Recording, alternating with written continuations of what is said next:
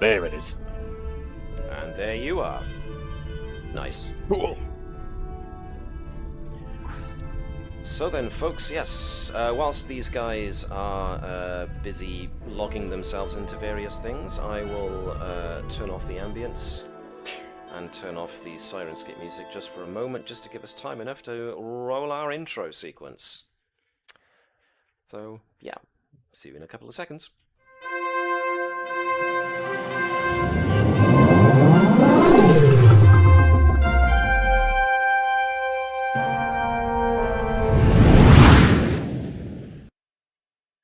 And here we are. Hello, everyone. You get to see my splendid face once again. You poor, poor souls.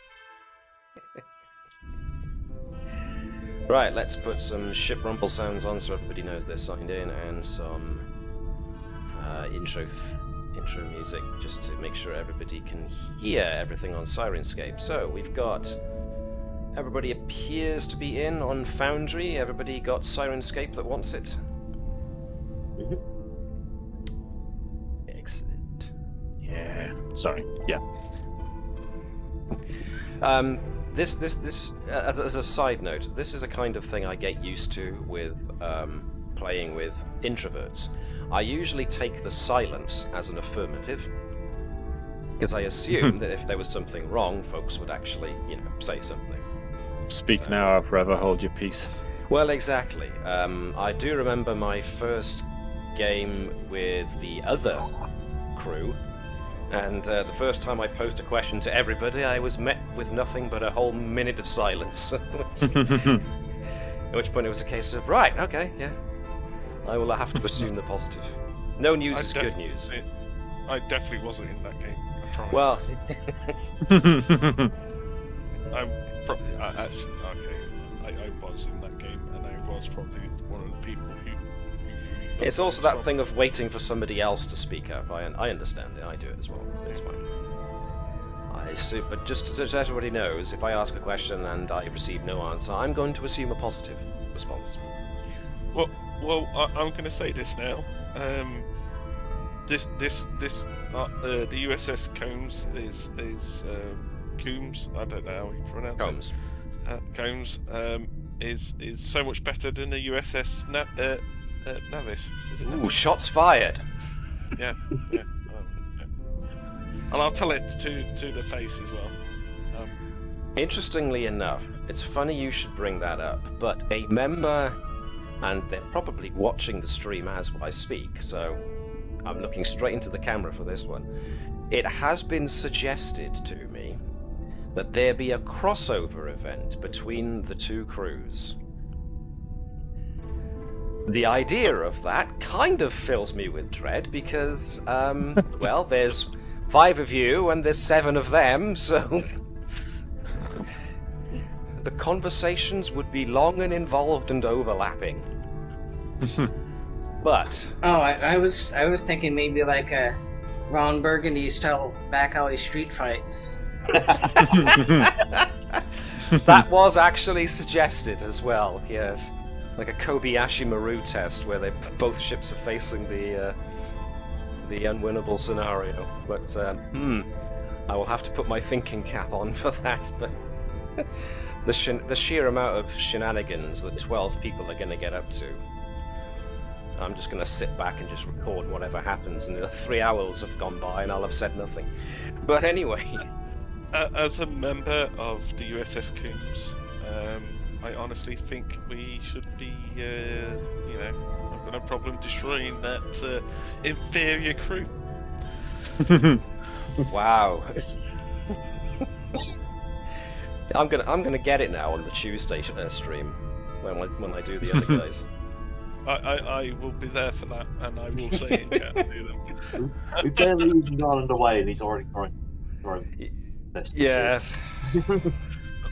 It's because I know all the other people in the other crew that they're in real life friends of mine, so I will give them gripe for them being, not part of our awesome crew, and we have an awesome crew. Well, speaking of the awesome crew, before we get too far into ship rivalries, and we forget the fact that you are actually 20-something episodes behind them, so technically they're in the future. Your timelines aren't quite, you're practically in an alternative timeline, actually, when I think about it, so that'll be interesting. In any case, let's finally get into today's episode, shall we? So as a quick recap, especially for Chris B, who was not here. Yes, sorry, was someone going to say something? I was just coughing. Sorry. Coughing, Ignore me. alright, okay. I thought you were doing the terribly polite British thing of going, trying to interject yourself politely into a conversation. How do we do? No. I say as we do. Like I speak for the entire British people. I don't. Tangent. Going off on tangent. Let's roll this back. The crew of the USS Combs have been requested to track down the crew of a runabout, the Runabout Susquehanna, with 2 crew members who apparently went into an area of space called the Shackleton Expanse, and whilst they were investigating that area, they came across an alien signal, which they attempted to trace to its source, and then Starbase 364, otherwise known as Narendra Station, the station that was responsible for launching investigations into the Shackleton Expanse, requested some assistance in tracking the wayward runabout down. So, on their first official mission, the crew of the USS Combs have been dispatched into the Shackleton Expanse. To say that the journey into the Expanse was a bit bumpy would be nothing short of a mild understatement, as the crew met gravitational anomalies, nebulas that messed with your sensors, not to mention the washboard effect that you had to pass through, where you came across basically gravitational bumps that were basically like driving over multiple speed bumps one after the other. So the ship, on its first official voyage, has sustained not damage exactly, but it's certainly not come out of it unscathed. A good deal of power was pulled from the engines in order to get through all of that. There's some small damage to the engines, and there's also a glitch with the communication system, but the Combs finally made its way to the orbit of a planet called Seku VI, which was where apparently this alien signal was originating from. So, Captain Sobek, your Vulcan captain, requested that the first officer, Commander Baruva, go down with an away team to investigate the planet, since the interference in the planet's atmosphere made it unsafe for beaming down. As such, a Type 6, the Type 6 because it's more roomy, the Type 6 shuttlecraft was flown down by Commander Baruva and Lieutenant Tavish. And to say that your trip down was uneventful would be a complete lie, because it wasn't. The shuttle did a practical nosedive before it was righted. And let's face it, Lieutenant Tavish had more than a little bit of a good time whilst flying through that interference. However, the crew managed to make their way to the surface of Seku VI without any further trouble, and landed with everybody intact. So, we found ourselves on the surface of Seku VI, where upon getting out to investigate whether or not you could find signs of the Susquehanna crew, you were set upon by a pair of sneaky Romulans, who started shooting at the away team after they got out of their shuttle. However, the Romulans were repelled. Lieutenant Garo, which would be Chris, your character, I chose a Bajoran Idris Elba, please don't sue us, Idris, as the image representing our security chief and tactical officer.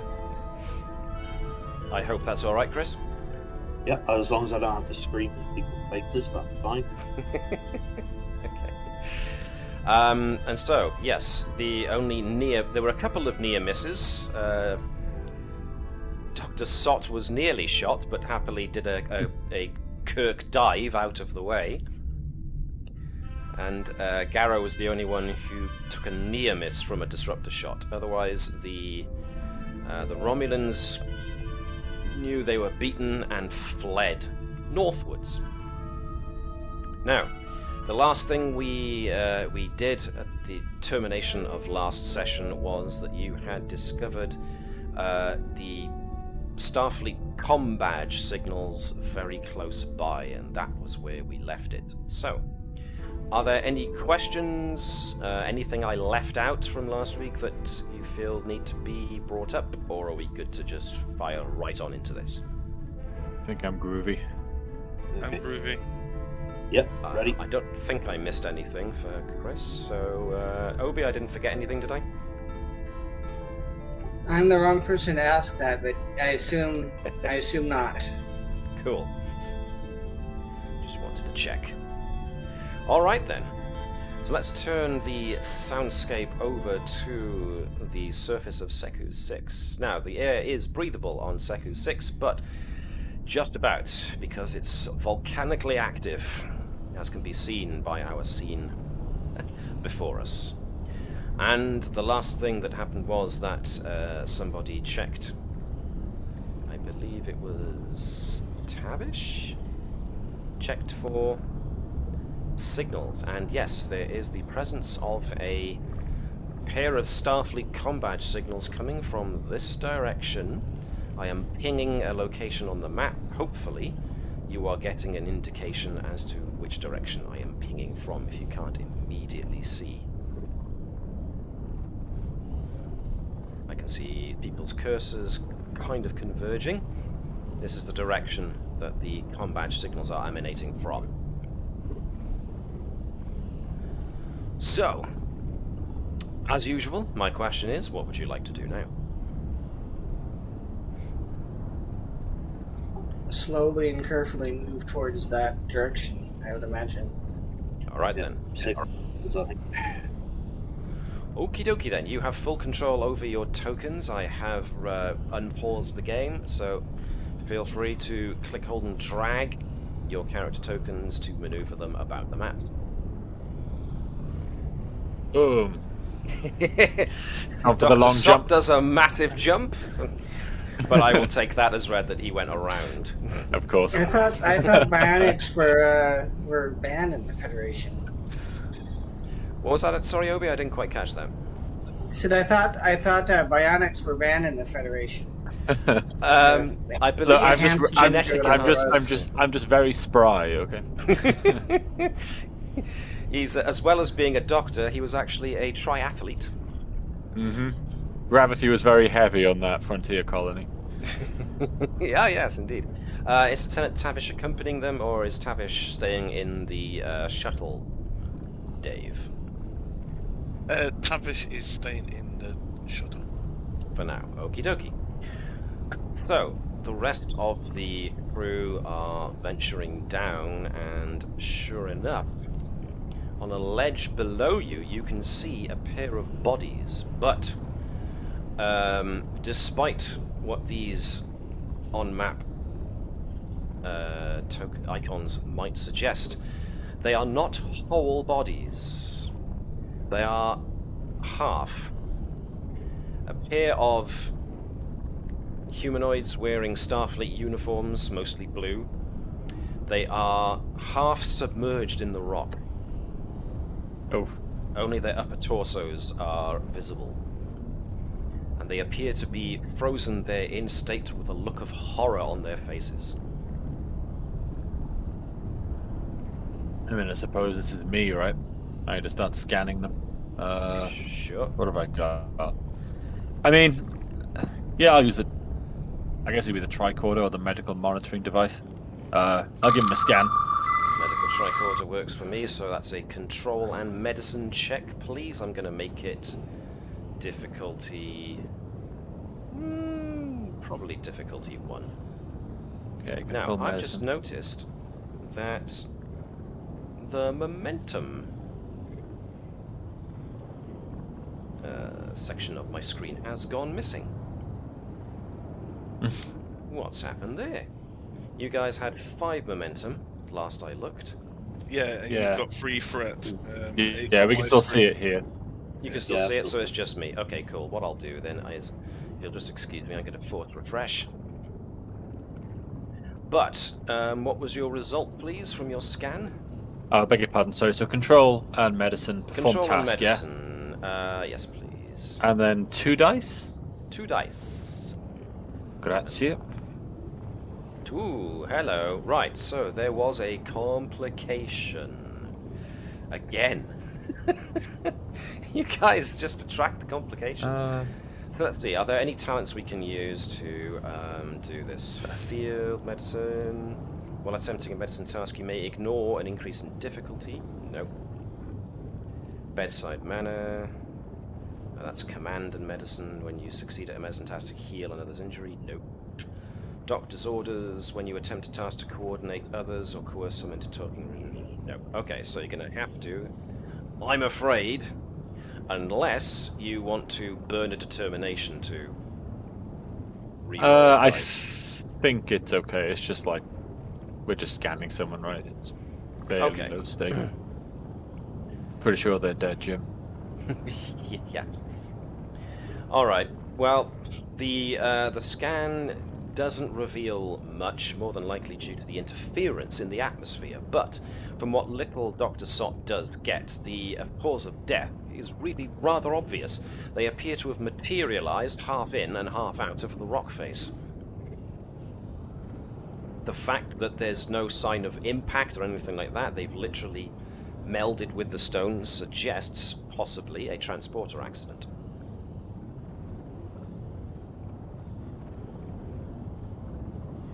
They rematerialized, or attempted to rematerialize on the surface, and something went wrong.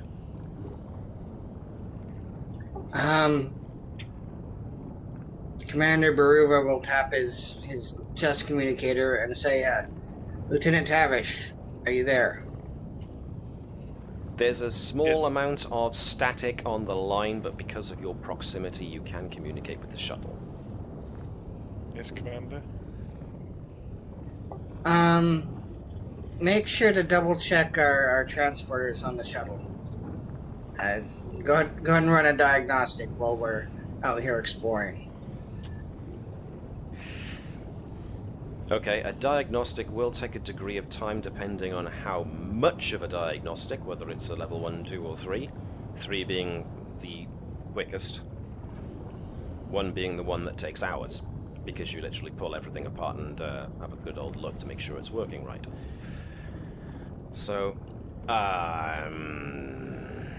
a cursory check of the system could be enough for Lieutenant Tavish, though, to make sure the transporter systems are working on the shuttle.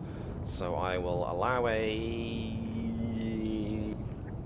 Let's go insight and engineering for Lieutenant Tavish, please, just to do a quick once-over of the shuttle system. Somebody... Let's think.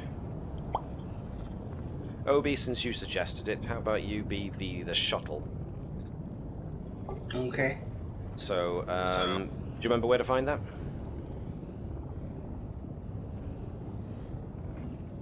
I will take the silence as I am looking. Yep, I'm getting there.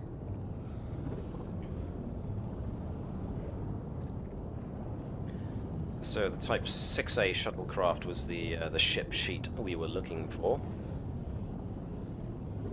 Let's think. We're doing Got a it. diagnostic. Cool. If we're doing a diagnostic, then I would imagine that would be computers and... Now, usually transporters are under engineering, so we'll go with that. That's 1 dice for the shuttle, 2 dice for Lieutenant Tavish. Off you go. I am going to make this difficulty 2 because of the complication you got before. No successes from the shuttle, so it's all down to the lieutenant, who gets 1. Alright.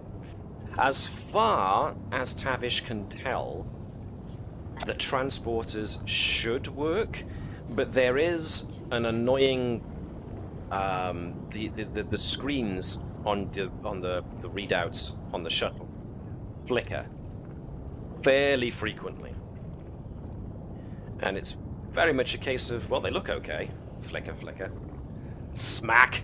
They look okay, flicker, flicker, smack again. They really do look okay. Okay, it didn't flicker that time. I'll take that one as third time lucky. All right, Lieutenant, let us know if we'll do regular comm checks. Let us know if our signal starts degrading beyond usefulness. I will say this. This entirely depends on whether or not Dave wants his character to be left behind. Because then we're committing the cardinal rule of splitting the party. Cardinal rule, the cardinal sin. Do you want us to split the party, or don't you want that? Well, this is... I know how much there is left to this story, and as much as I understand why the commander would say, you know, hang back and make sure that we keep our comms open, it might... My only minor objection would be it might leave Lieutenant Tavish behind for the remainder of this episode. Okay, so Tavish, just turn around and go, no, I'm coming with you. So, less of an insubordinate, no, I'm coming with you. Probably more like a reassuring, everything seems okay over here, Commander. I can probably come with you, especially because, let's not forget, Tavish was asked to come along because there is the matter of the signal. The strange alien signal. So, yeah. Very good, Lieutenant. You have our coordinates. We'll wait here for you.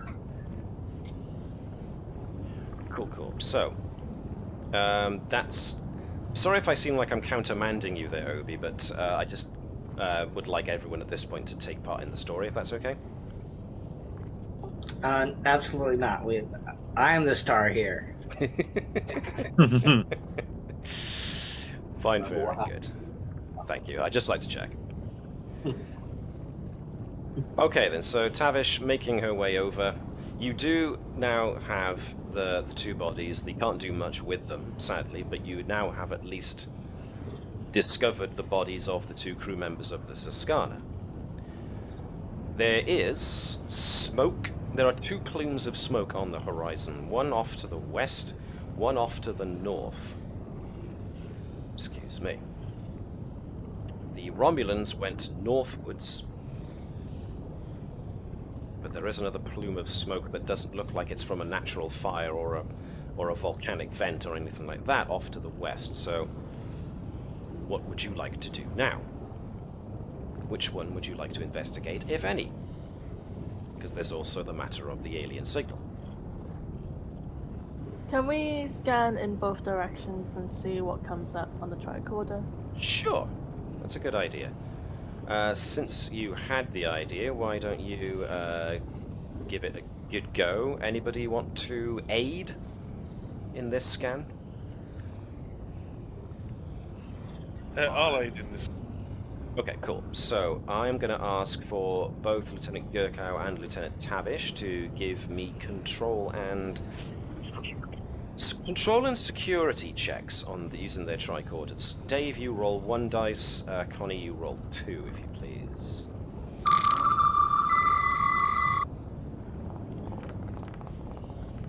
Nice, different color dice. Okay. Another complication. Wowzer. Okay. Let's see. Intense scrutiny. You have an knack for finding... When you succeed at a task using control or insight, you gain a bonus momentum, which may only be used for obtain information.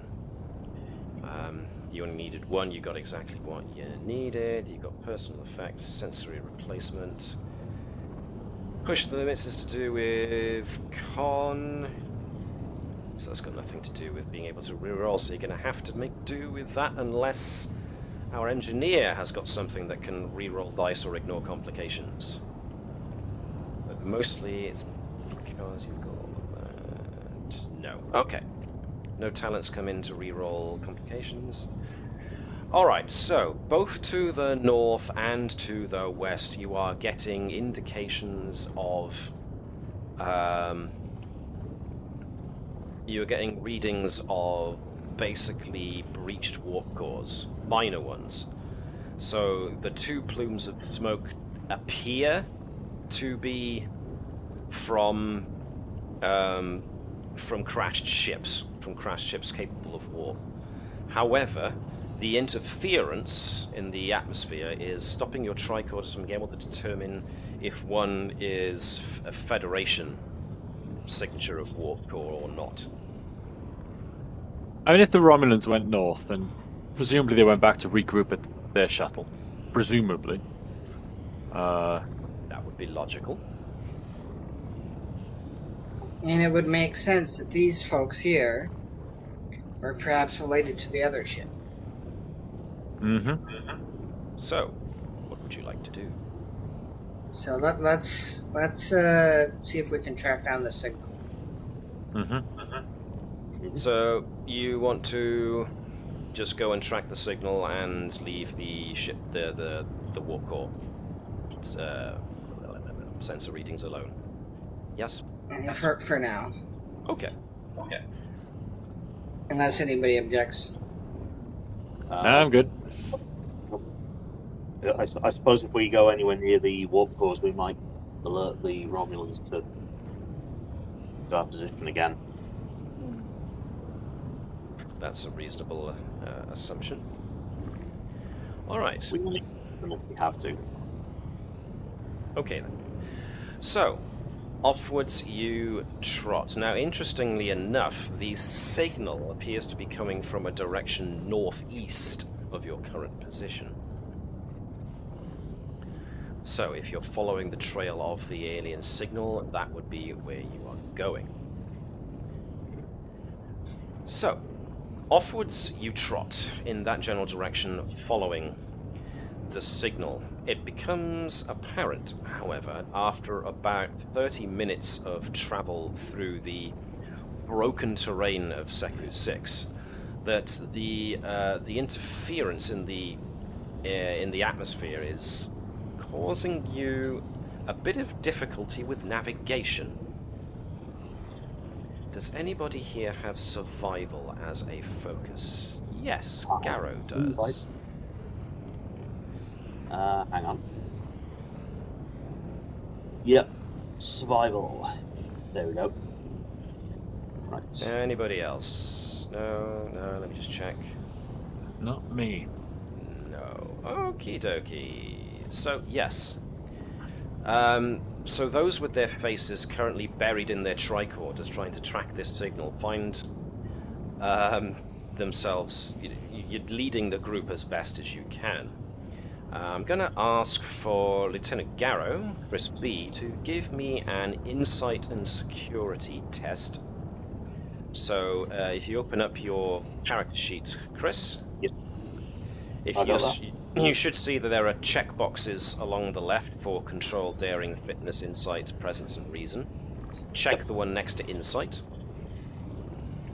Okay, and then On the other side, disciplines, you've already got security checked, so you don't need to change that. Press the yellow perform task button, and you should get another window pop up.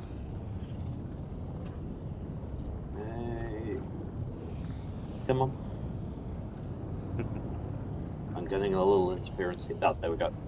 Cool. Nice. So you should have another one that says using focus with a checkbox. Yep. Check that checkbox. Okay.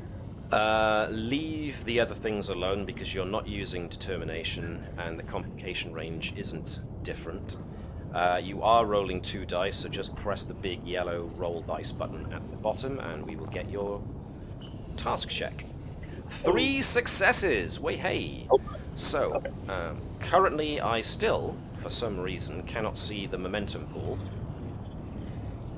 I do not know why.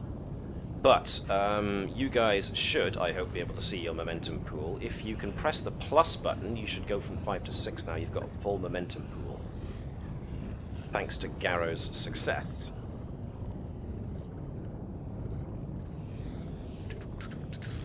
I had, Mhm. I think, 3 left. So, Garo quickly realizes that you've passed this rock twice already. Oh dear. Where are you going, everyone? So, with those many successes, Garo gets up onto a higher ledge and has a look around and notices that you are actually a lot closer to one of the plumes of smoke than you possibly intended to be, probably from the fact that you've gotten a bit lost. But that is the nearest landmark, as it will, to try and put you in a position of being able to guess where you are.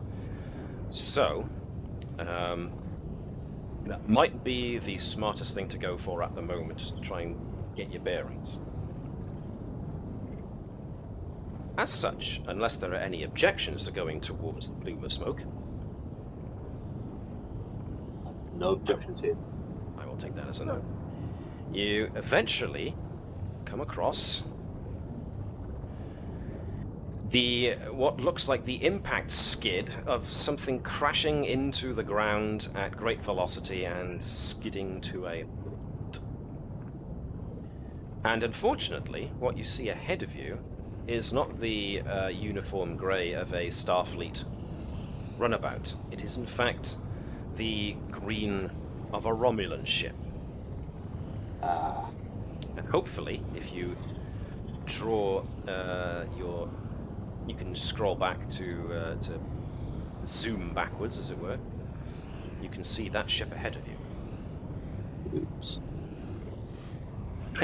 Did somebody have everybody's token selected by accident?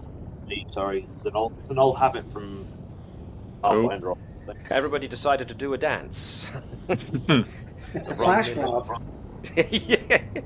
The Romulans are dead. The Romulans are dead. He-hi. No. To suggest that Starfleet or the Federation would take great pleasure in seeing rival polities in peril, danger, or dead. Well, I wouldn't like to suggest such things.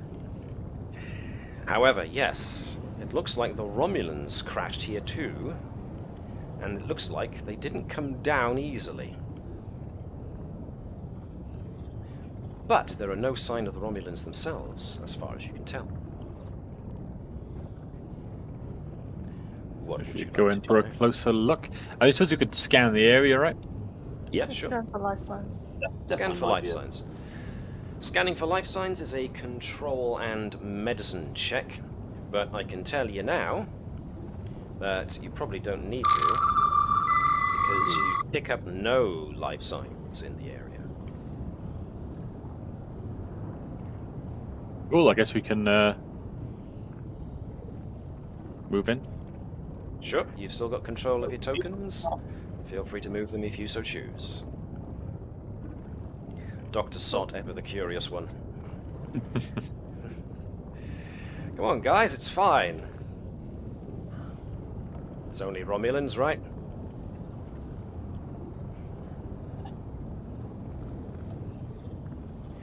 So, yes, it looks like the Romulans had a bit of a hard landing. Well, Yep.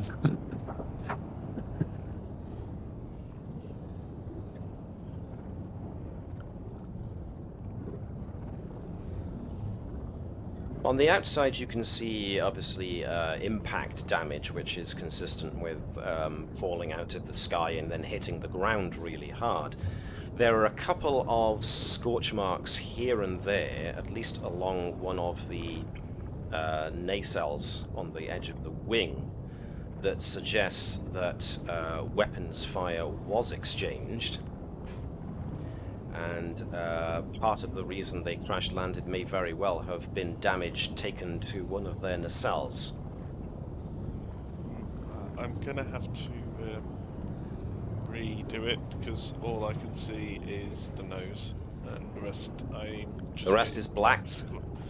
Yep. That would be. What does everybody else see? I see most of the ship, but there's this great big white thing right across the back part of it. The damaged nacelle bit there's black, but it's Oh. out, but I can see some electric effect on it. Okay, this is Oh, a oh. consistent problem That's with Aha! certain tiles I use for special effects like smoke and sparking effects, so I'll remove those. Some of the older WebM format of tiles sometimes don't load properly and just produce either blank colors, white or black, obscuring sadly the thing underneath this. So you're just going to have to remember the fact that there is smoke pouring from various bits of the ship as well as electrical sparks. That's cool. It was at the fog of war, to be fair.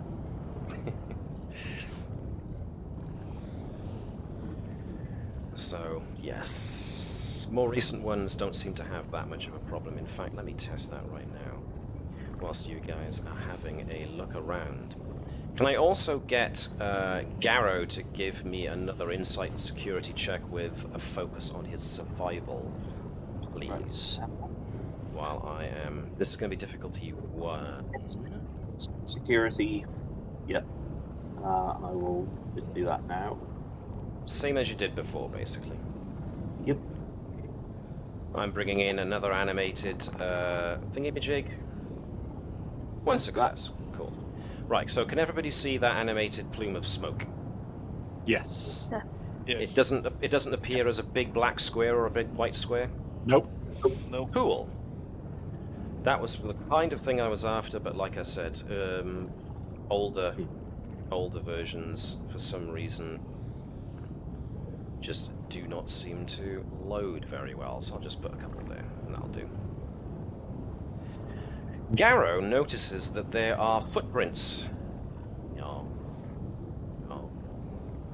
Walking off. Multiple footprints from multiple individuals. Which would make sense since you've already come across a pair of Romulans, so you know they were survivors. There appear to be more than just 2 sets of footprints, though. Okay, I'm going to take a closer look. Well, some of them appear to have the gait of people who were slightly injured, but they appear to be heading off in a easterly direction, which, according to those of you still paying attention to your tricorders, trying to monitor the location of the signal, is in the direction of the signal.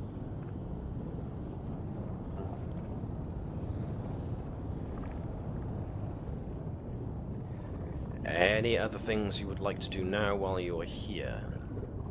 Actually, yeah, I think I've got, warp engines and shipboard tactical systems. Is there anything I can, the last thing I want is this ship to blow up whilst it's, Aha. Good point. For that kind of thing, you'd probably want Lieutenant Tavish to assist with that, if not take the actual lead on it. Since Tavish is the chief engineer and also has warp engines and power systems as focus, so this would be a good excuse to teach Chris B how to assist rather than lead a role. So, if I can ask for Lieutenant Tavish and for Lieutenant Garo to give me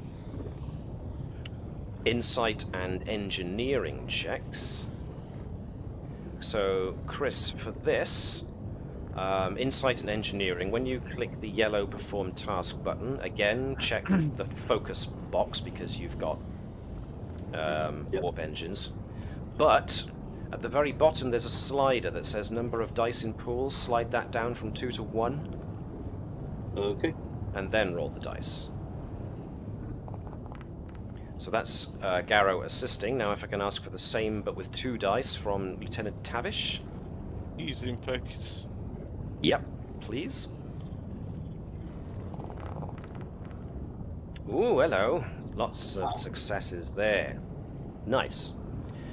The 2 of you determined that the ship's core was damaged, but not to the point that it's suggesting it's going to breach and explode anytime soon.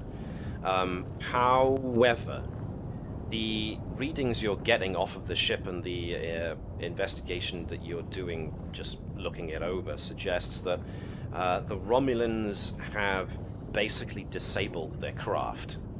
It looks like they activated some kind of security failsafe, and the majority of the onboard ship systems are fried. The onboard memory has been wiped, and the computer system is basically dead. Interesting. Which would make sense considering how paranoid folks know the Romulans are about other folks finding and trying to investigate their technology. But the fact that they haven't had the thing destroyed suggests they might be holding out the hope that they can come back and fix it. Who knows? So basically the thing is in the current state that it's in, unusable, unflyable, but it's not in danger of going bang anytime soon. Right. Well, we're not really here to pick a fight with Romulans, so I think we can leave that for now. Right then. With that in mind, what would you like to do now?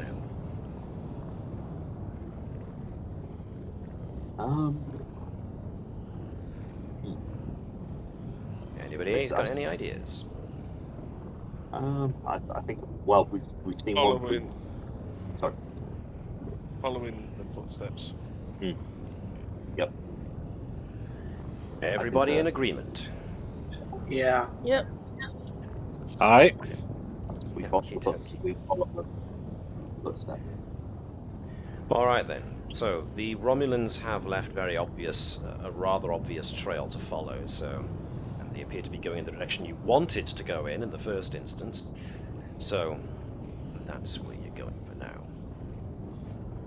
It doesn't take long, however, before the tracks disappear, because you end up going from a mostly very sandy terrain to almost excessively barren rock, and thus the signs of the Romulans' passage becomes obscured by the fact there's nothing to leave tracks with. But nonetheless, excuse me, you do press on some ways. You eventually find yourself in a gorge, which is almost maze-like in the many twists and turns it takes. You've got various rises on either side of you as you travel down the easiest path.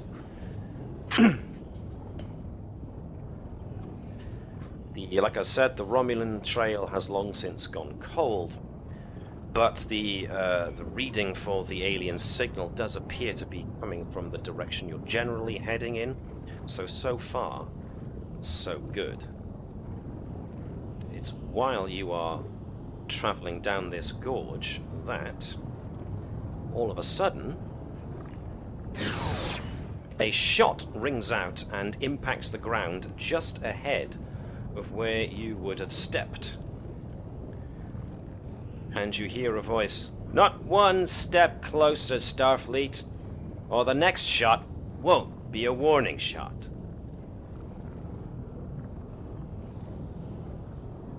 Put your weapons on the ground. Who do we have the pleasure of speaking with? Somebody who's gonna shoot you if you don't put your weapons on the ground right now. All right. There's no need for unnecessary violence. We're lowering our weapons, and then the commander will start lowering his weapons and kind of look around and let everybody know it's okay. So, I take it everybody's following the lead of taking out their phasers and putting them on the ground? Yes. Yep. Yes. Cool. A figure emerges from up on a ledge nearby. Now take 5 steps backwards from your weapons. Anybody makes an attempt to go for him, I shoot one of the other people in your group. Got it? I know there's not We much can room tell for you to mean business. Very good. Now, I know there's actually no room for your characters to move without going off the edge of the map here, but I'll take it as read that you are doing as asked.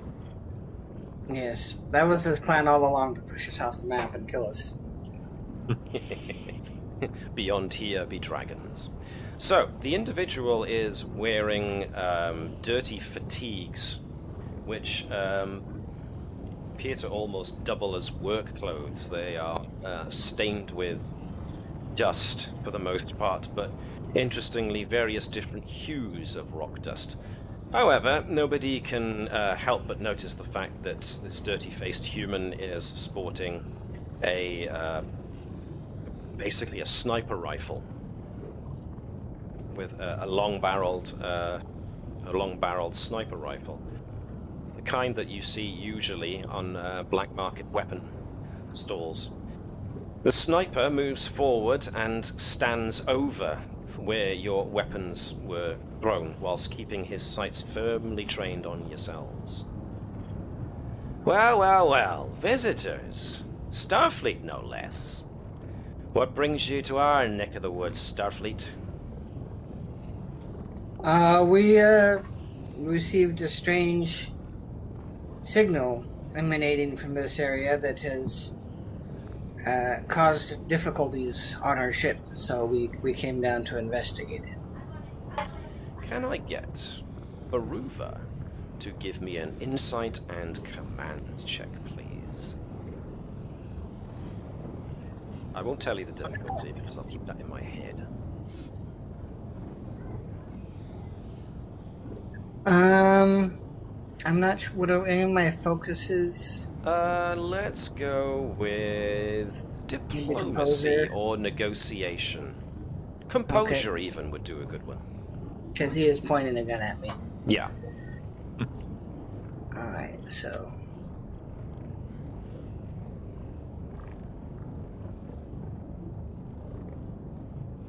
what about disarming nature for a talent? Ooh. Catians are sociable. Whenever you are engaged in social conflict, you resist difficulty. Okay. I'm not doing social conflict yet. This is a check to see if you can notice more about him, but we will get into social conflict in just a minute. Yes? Oh, okay. Can I assist with my sensory replacement with my super eye? Your super eyes. The character gains the artificial sense trait, which can be used normally in addition when the character is using obtain information. Okay, cool. 2 successes, Baruva gets exactly what he needs, so I'll get to you in a second, Connie.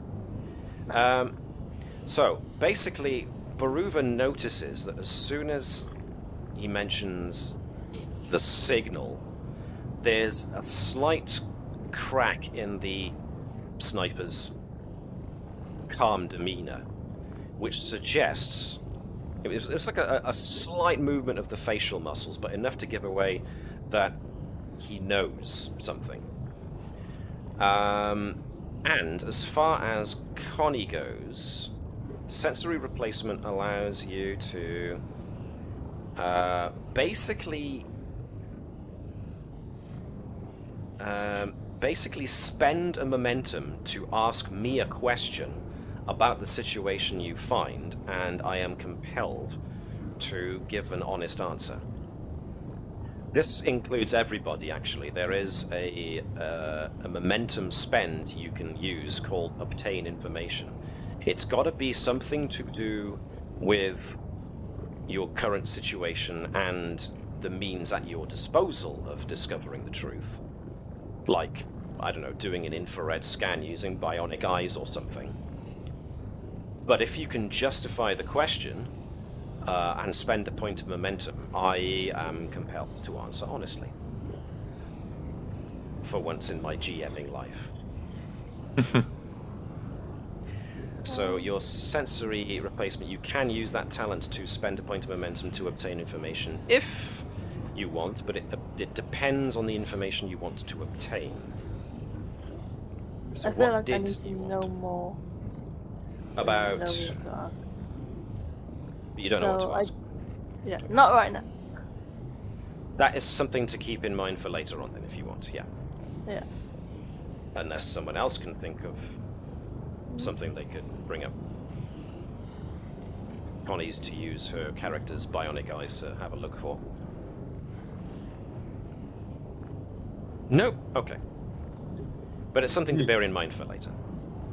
Unless someone did have a thought. Nope, okay. So this would be getting us into a different kind of combat, the social combat. So what you've got here is a very tense situation where you've got somebody who's got a gun pointing at all of you, but you have got somebody, most notably the commander, using their diplomacy skills and composure to try and basically get this guy to at least maybe lighten his grip on the trigger a little bit. Might I've got the warm welcome talent. Whenever assisting another character, the Bolian may use their presence attribute instead of their own. Further, both the Bolian and the character being assisted may ignore any increases in complication range for the task. I'm not quite sure how I put that to use here, but I feel like that might be useful. Let me see. Your assist, which means that, yes, the good doctor uses his calm bedside manner to assist the commander in trying to talk this guy down. So I've got you may use presence of 10. Instead of... So, I would imagine that Baruva's got pretty good presence himself. Yes, you both got presence 10. Yeah. So, your warm welcome... Sorry, not warm welcome. No, I was right. Your warm welcome talent would be good for helping somebody else who hasn't got as high a presence as your own. But in this instance, I definitely think it's worth for those two with the best, strongest personalities to work together to try and talk this guy down. So, by all means. So, social conflict, this is called a persuade task. So this is going to be using presence and command at difficulty 1, but it's going to be an opposed task, which means that the other character, in this case the sniper who's got his weapon trained at you, is going to roll his own check, and that's what you have to beat. Or, not what you have to beat, you have to score better than he does. Which means that any and all assistance given by Dr. Sott to Commander Baruva would be advantageous. So, first things first, I am going to roll this guy. So, to do this, anyone assisting the character attempting the task rolls 1d20 against their own presence and command, or presence and security. Only 2 people can assist the commander, because otherwise that's too many people talking all at once, which could spook the guy even more. Or at the very least, you know, confuse him a bit.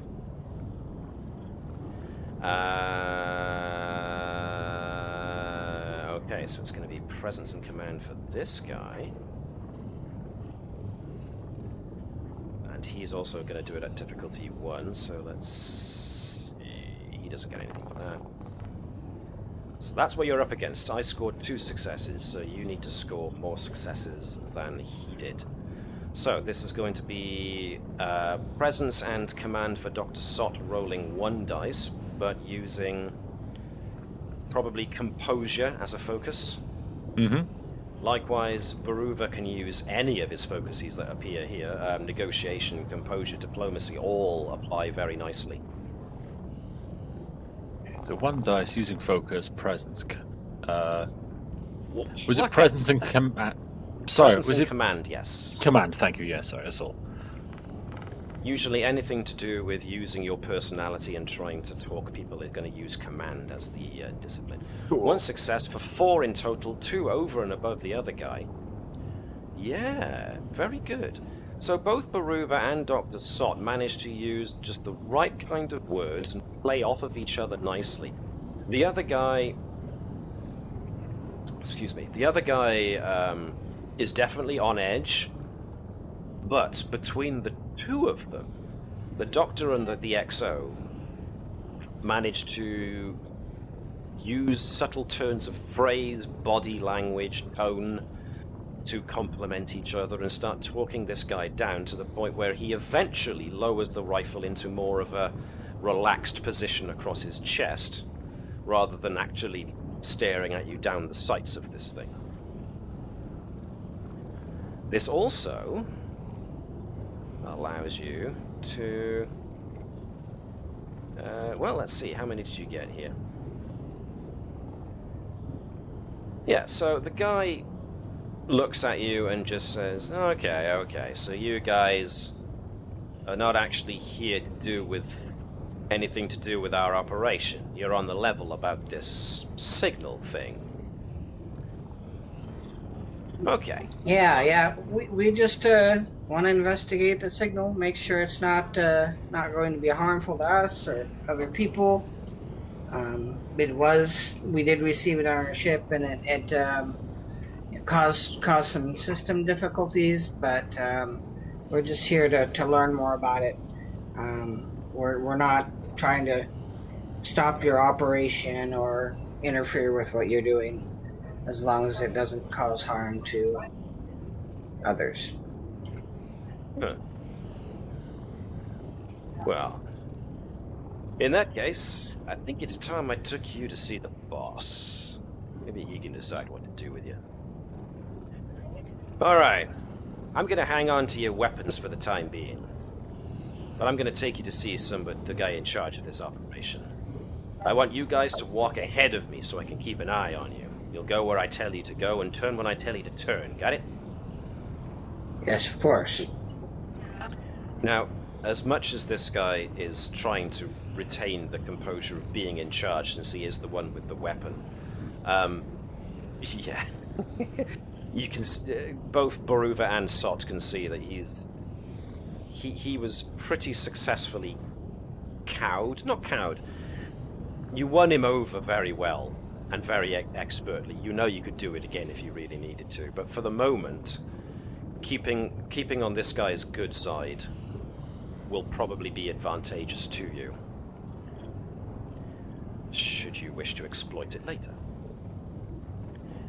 So, the guy bends down and picks up all the phasers that you dropped and stuffs them into like a couple of the pockets that he's got dotted about his dirty uniform, and then he kind of indicates for you to walk past him and carry on down the gorge. And unless anybody has anything specifically in mind... Oh no, my Type 1 phaser. Your tiny USB stick-sized phaser, yes. Whereas Commander Garo, of course, has got the big dolphin head phaser that he hands over. Mr. B, if you'd like to move your token ahead a bit. Oh, hang on. Yep. Everybody else is moving off. You only need to go about halfway until you reach that intersection, it's fine. Let's just let everybody catch up with each other. As the sniper walks behind you. Turns out this guy's name is Drev. You learn his name is Drev Cattell. On the way there, you manage to have enough conversation with him that you learn that he is what he refers to as a private contractor. And that there is indeed some kind of operation going on this planet, but he won't say much more about that. So he doesn't mention, like, who he's contracted to or the name of the company? No, not really. Which suggests to you that it's nothing so organized as a company. But eventually, you do come upon a ridgeline. Give me a second to bring that up for you.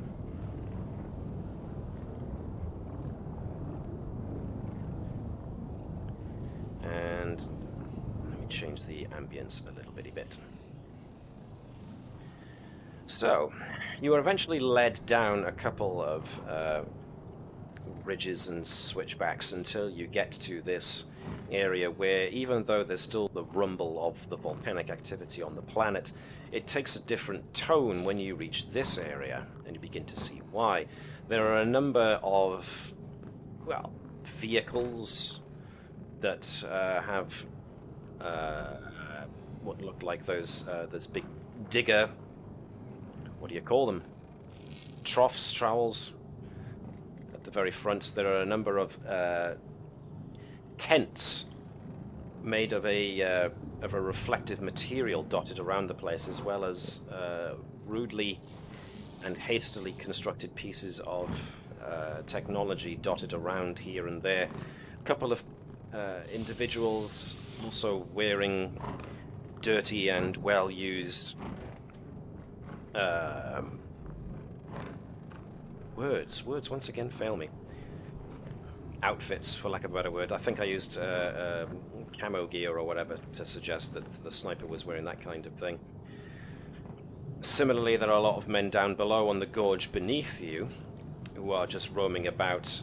They seem to be mining, taking out various ores, sorting them, putting them through processing machines. As such, the sound of industry is all around you. There's also what appears to be a shuttle pad not far from you. And that's in that direction that the sniper known as Drev leads you.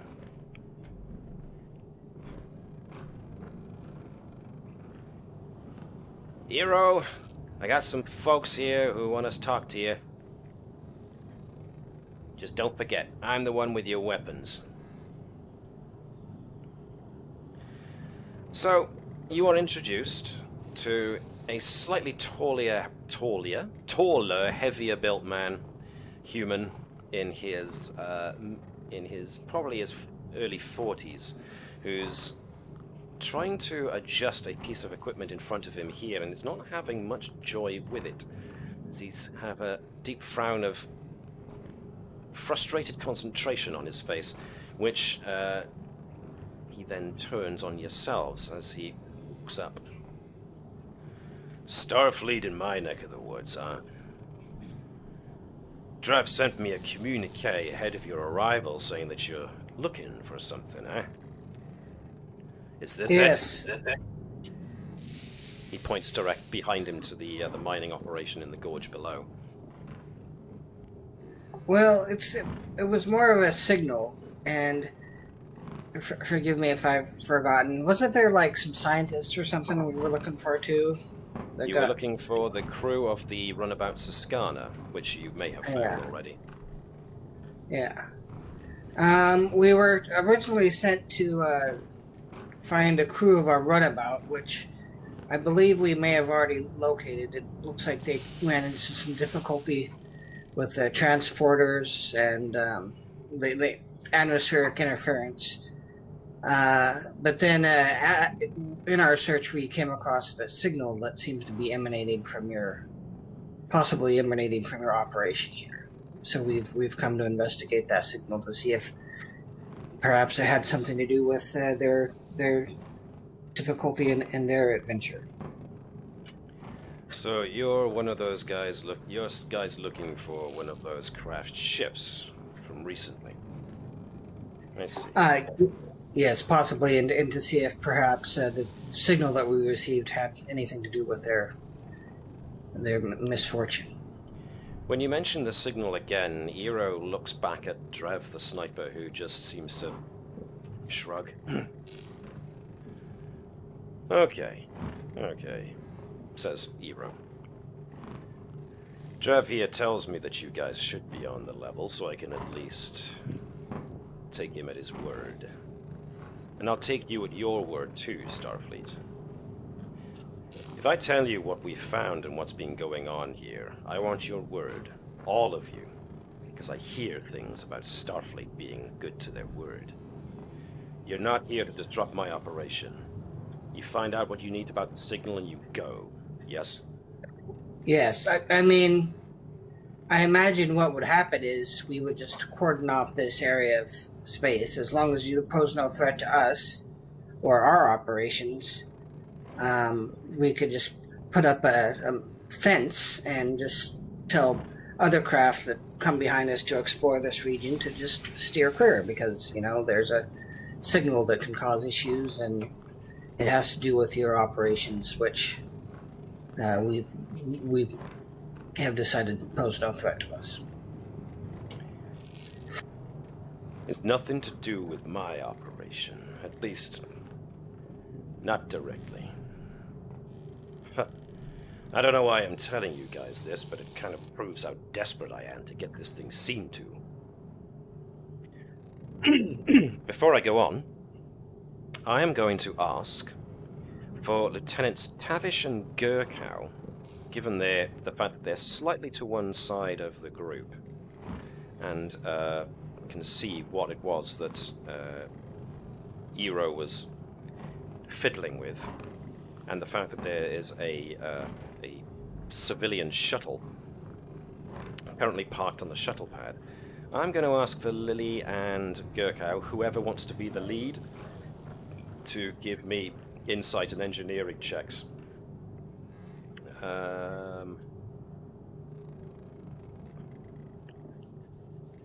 I will allow Neshlel Gerkow to use her extravehicular activity focus. But I think Gerkow's probably going to be the helper on this one rather than the lead. Yeah. So if Connie, you could roll 1. Lily, Tavish, Dave, if you can roll insight and engineering with 2 dice, with your focus of, power systems and warp engines. Shuttle runner also helps here too. So I could get Connie to roll her 1 dice first, and then Dave to roll 2. Smart, 1 success. And 1 more success. Awesome. You both noticed that it seems like Eero is trying to get the shuttle working, which suggests it's not working. The kind of modifications he's making and the trouble he's likely having are more to do with the interference that you've been experiencing. It seems these guys have been putting up with it as well. The interference stopping them from launching their shuttle, quite possibly.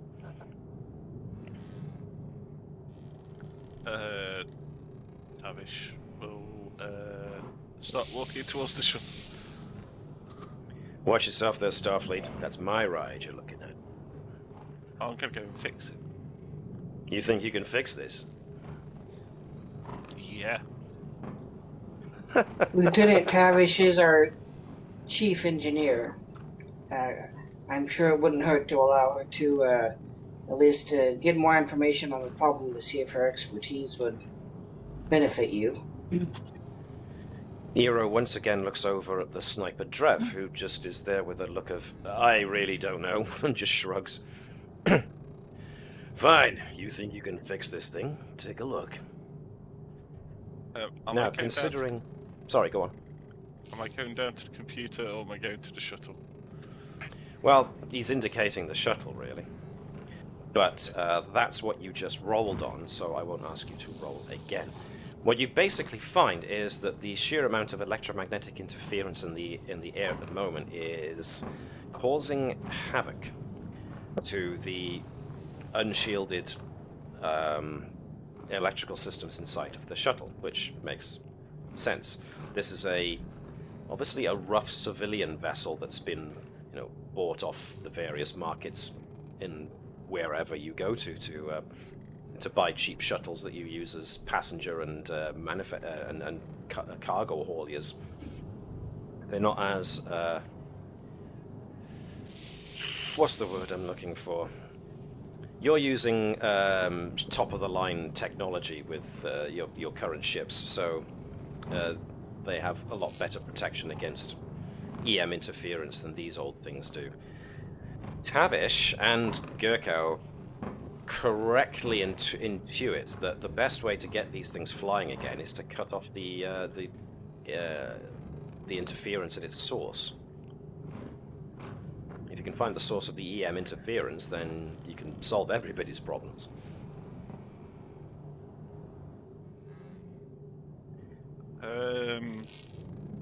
Head guy. The name's Eero, Starfleet. Eero. Do you know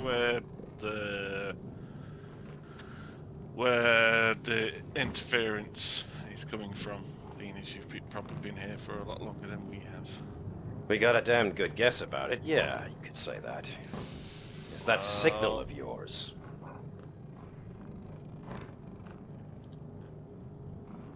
That signal has been the bane of my life for the last month. Ever since my guys found it. And as I hope you understand, it's caused our side considerable complications as well. I'm beginning to get that idea. But it wasn't just one ship that crashed here the other day, it was two. Now, our sensor systems aren't working very well because of the interference. But I'm guessing you guys have a better idea of what the other ship was. Our information leads us to believe it's a species we refer to as the Romulans. A species? They're, Starfleet, don't pretend like we don't know who Romulans are. We're not that backwards out here.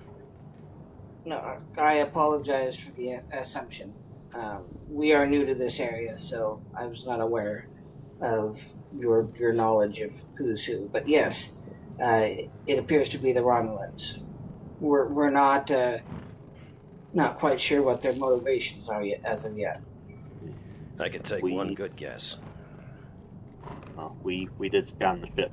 There's no immediate danger of exploding anytime soon, but they seem to have somehow sabotaged their ship. If they sabotage their ship, then there's something they don't want on it, or they're planning on taking somebody else's ride to get off of here. Great! Now my woes have been added to. Alright, Starfleet, I'll make you a deal. I show you, or have one of my guys, show you where the signal's coming from. You do us all a favor, and you work that Starfleet magic of yours, and shut down the signal. According to you, that should shut down the interference. I would be inclined to agree, because it appeared at the same time that we uncovered this thing. As soon as you shut down the signal, we all go on our merry ways and hopefully never see each other again. How's that sound?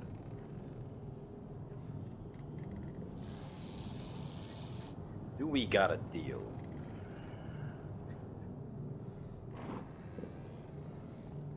Excellent.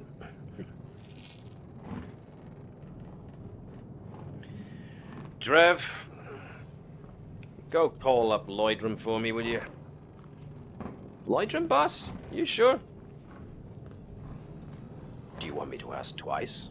No, that's okay. I'll go get Lloydrum. What about their weapons? Give them to Lloydrum.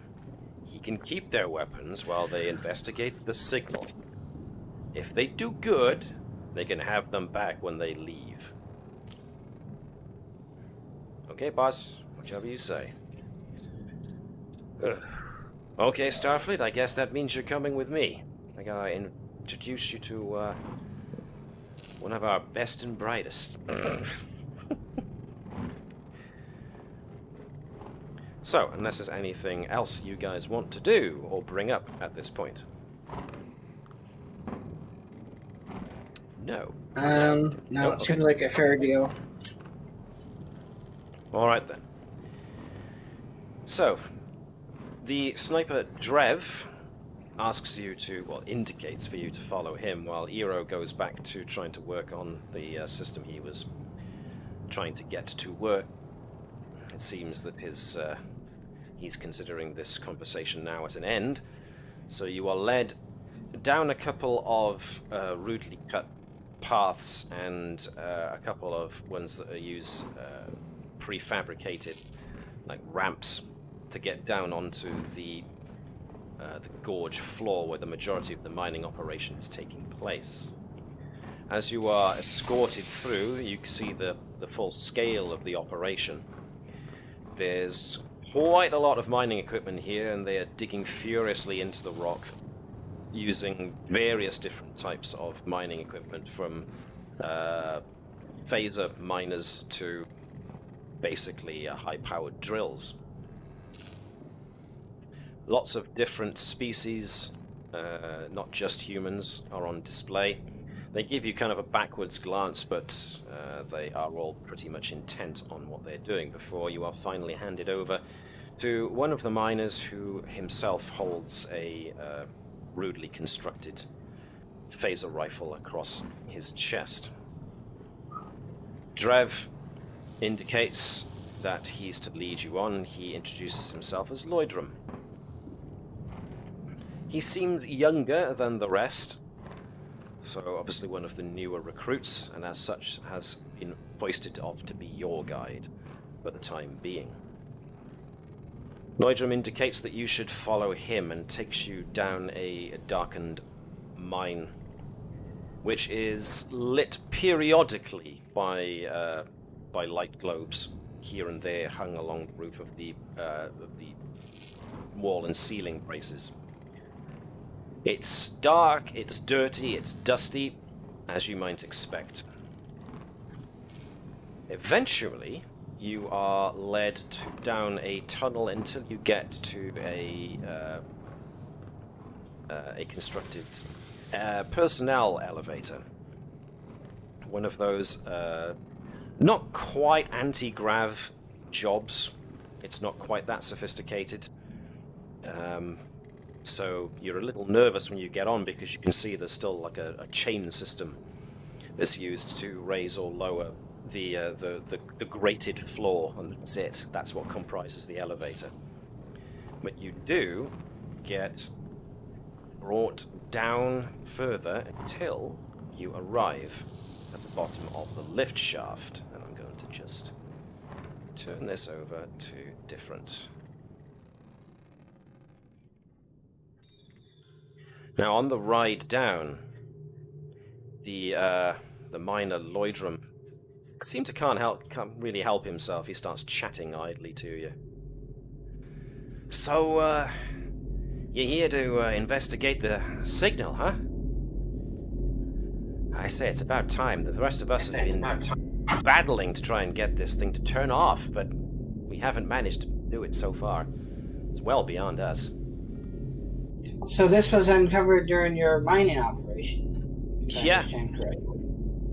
We blasted through the rock, found an entrance to some kind of, well, you'll find out for yourself, room. Inside the room was the thing.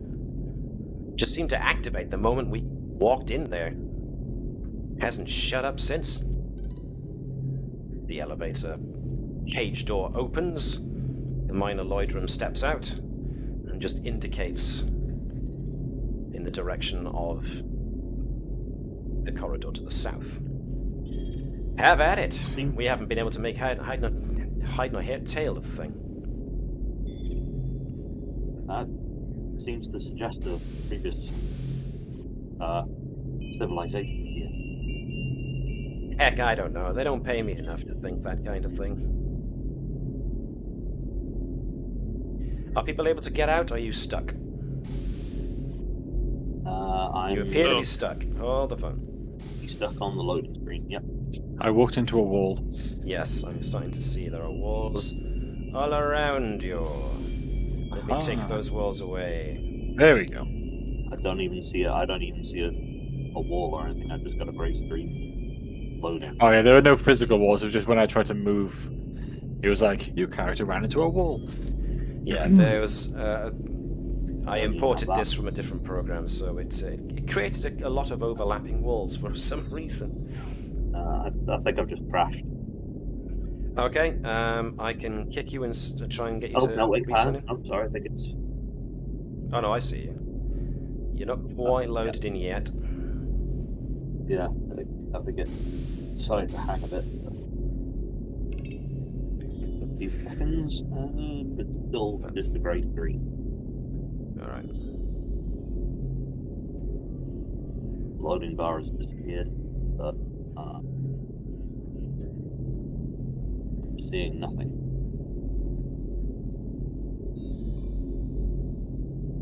Let me make sure that you've got vision. You do. And pull your character out so you can see. while we're waiting for that, yes, you emerge into an area where the mine shaft apparently ends at a metal wall. The wall has been cut through, and on the other side appears to be a pentagonal chamber.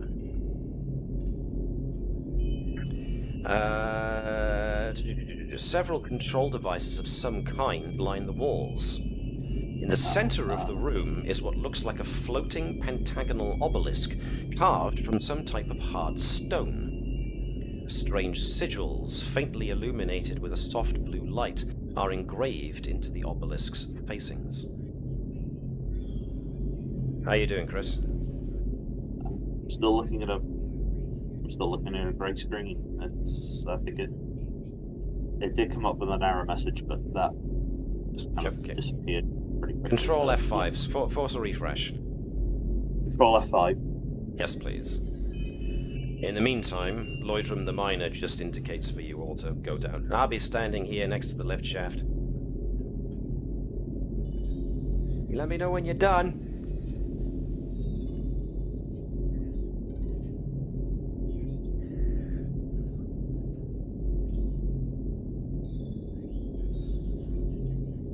Sorry, I forgot to bring in the glowing blue. That's really cool. That's still. Oh wait, now. Right, you're actually reading as being on the map now, so it's just a question of it loading for you. Yeah, it's still loading. Anyway, carry on. I'm sure it'll pop up. Yeah. So let's get Garo and Baruba down here too.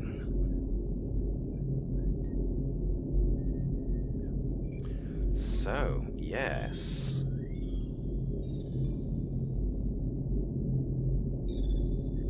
So you've basically got this giant pentagonal monolith just kind of hovering there in the middle of the floor. Strange control panels with readings in a language that you have never encountered before. Immediately scan everything. I want to know it all.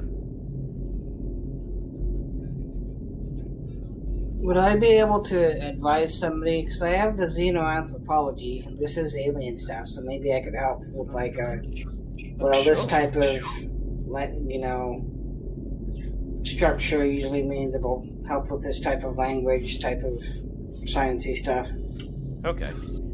So what I would like is a reason plus science task. This is going to be difficulty 3, so it's a pretty hefty one. So if Neshlel wants to lead it, Baruva can certainly assist. Having somebody else assisting as well would not be would not go unadvised, because as many of you helping each other to try and get ahead on this is a good idea. And can I use my command discipline to assist for the advisor? Absolutely. As Baruva basically directs people to investigate different things. Do you want to have the doctor help out with this? The doctor can certainly try.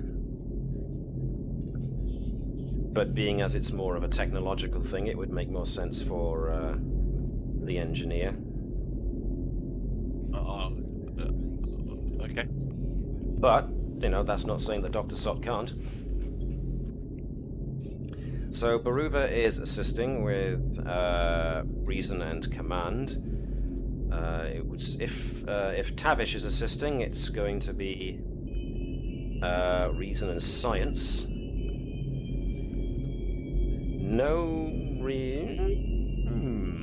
Actually, warp field dynamics might assist Tavish here as a focus. As far as Neshlel scanning everything, reason plus science, if you please, Connie, with 2 dice. None of your focuses really apply here, I'm afraid, but you can re-roll at least. you one. can re-roll. Yeah. So. Sorry, I'm still Having trying to trouble. load. Okay. Yeah. So, somebody, Rush. either Tavish or Neshlel, can re-roll 1 dice if they want to. So, I don't know. Neshlel? Yeah, Neshlel could maybe re-roll that 19. So, Connie, underneath where it says you got 1 success, it says re-roll results. If you click on re-roll results, you'll get the same mini window as before, but this time, rather than 2 dice, just bring the slider down to 1, so that you're only rolling 1 dice, and we'll consider that you re-rolling the 19. Oh no, you got worse! Alright then. Let me think. So, yes, Baruba puts everybody to work, most of the gang to work, as mostly the science and engineer, trying to determine what this might be. I mean, Dr. Sott is also probably quietly interested in what's going on, but doesn't really have the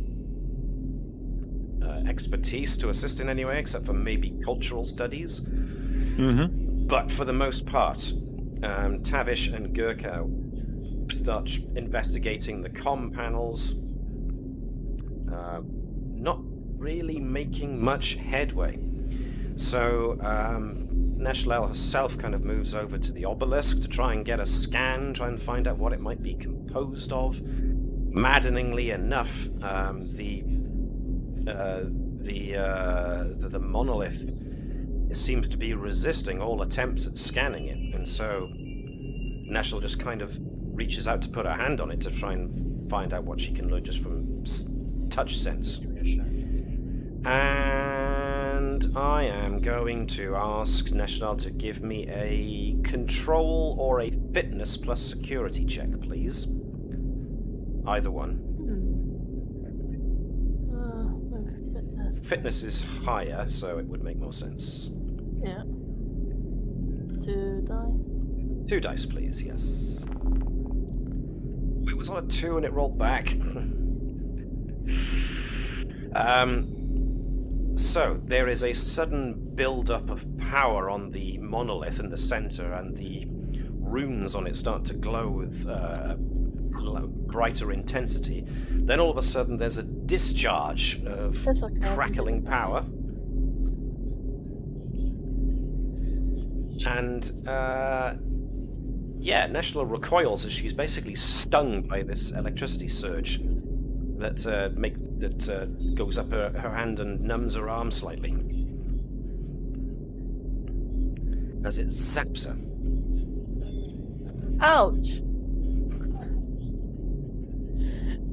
Don't touch this, anyone. If I had my thing on here, I'd probably do field medic. But... I was going to say, I should probably give her a quick scan, right? Yeah. Sure.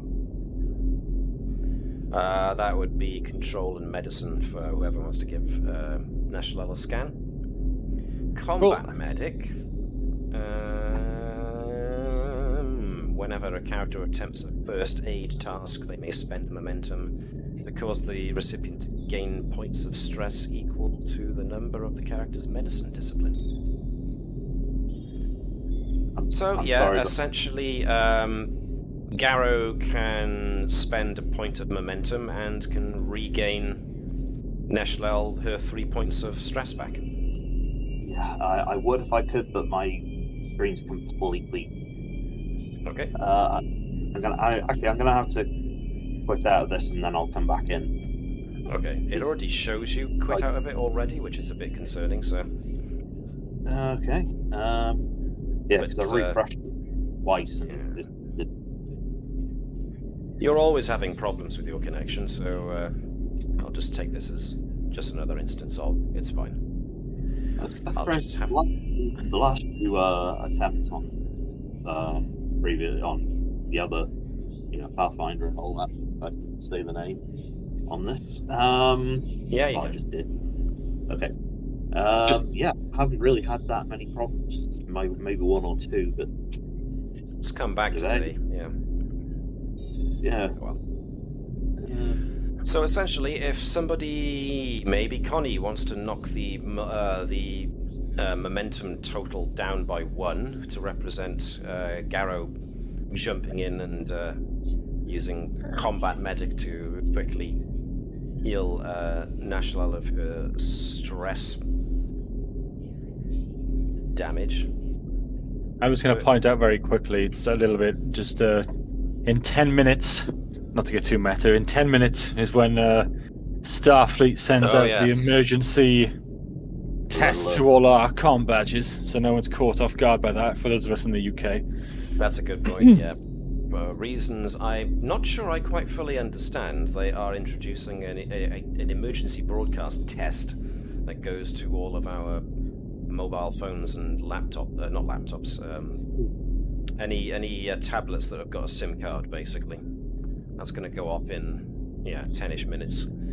So if all of us but Obie suddenly stop and start because we got an alarm going off to our left or right, then that's why. Yep, we've suddenly ended up in the world of threads. Anyone who remembers that one? I'm afraid I don't. Either way. Yes, at the moment... Right. Sorry, go on, Chris. Sorry, carry on. I'm just trying to get this down. Okay, so work.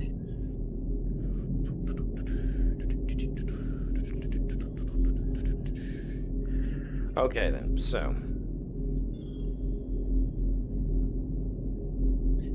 so far, your attempt at trying to discern how this thing works has met with no success. You can always try again, of course. Unless you can think of something else you want to try. But at the moment, yes, the power being output from the obelisk is definitely causing some havoc with your tricorder sensor systems. Could I use my culture studies, like my focus? I'm not sure what I'd roll for, but I guess science. Yeah, I've got a science 5.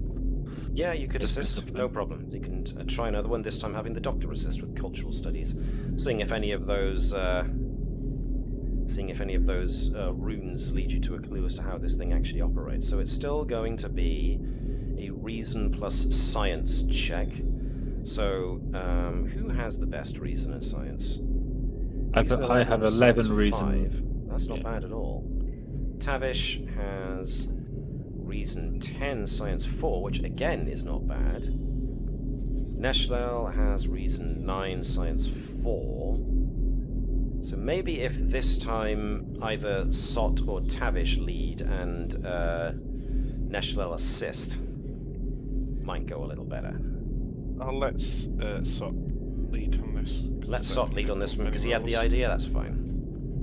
Thank you. So reason and science, perform task, use focus. How many dice, sorry? 2, is it? 2 for you, and 1 for Tavish and Gerkow, and if Baruva wants to get in on it by directing people so that folks can take advantage of his talent, that would be fine too.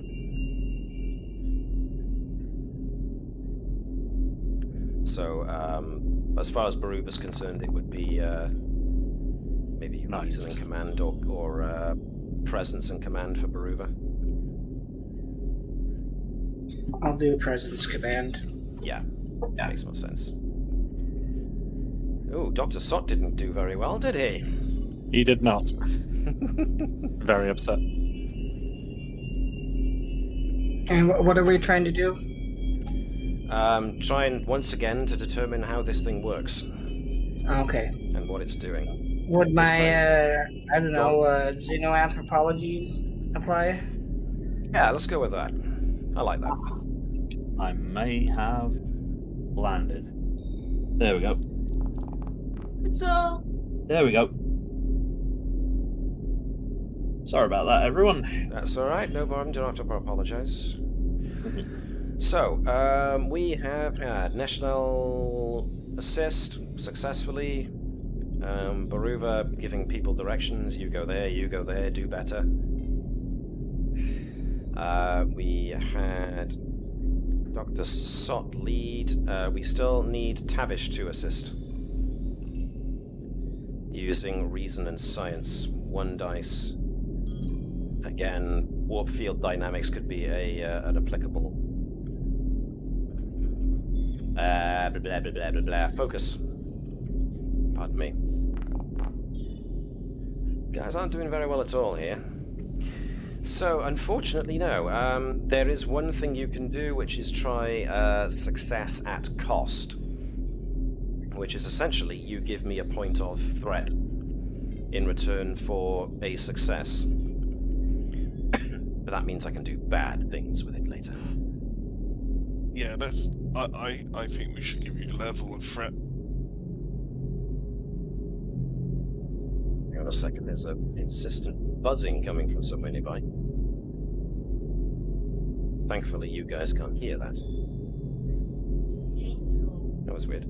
Okay. So, yes, this is proving really, really difficult to actually pin down how it works.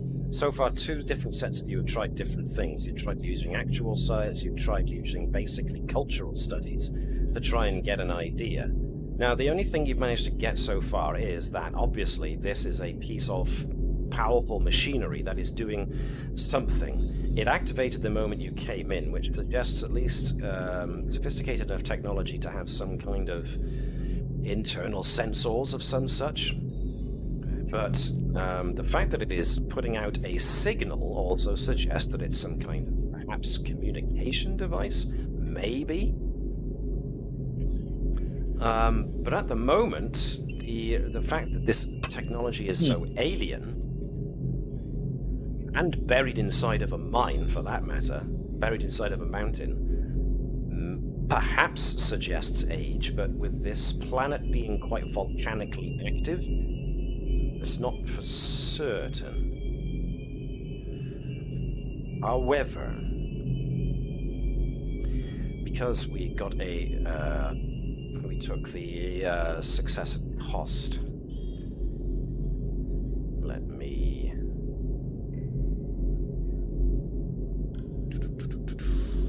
So, you guys are busy trying to use something, anything, to figure out what this stuff does.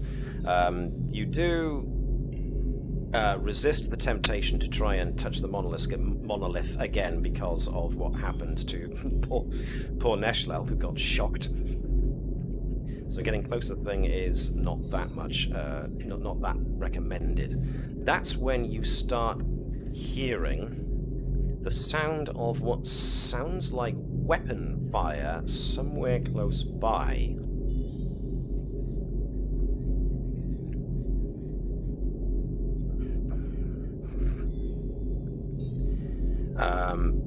The miner starts backing away from the elevator and is coming closer to where you guys are, and he's leveled his phaser rifle in the direction of the elevator, and even from his back he appears nervous.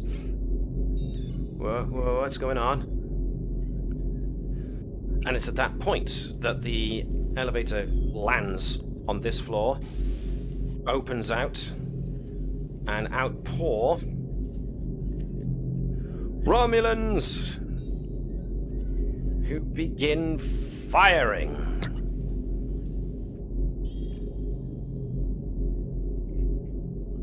Now, sadly, the first casualty in this regard is our poor miner, who is just gunned down by a fusillade of fire from the Romulans. And that means he drops all of his equipment, including yours, right there in the open doorway. I'm going to move him off to the side. The Romulans add themselves to what counts as initiative, as do all of you. I just have to check something for the... We're about 2 minutes away from the thing. Boop, boop, boop, boop, boop, boop. Okay, I'll keep an ear out for it.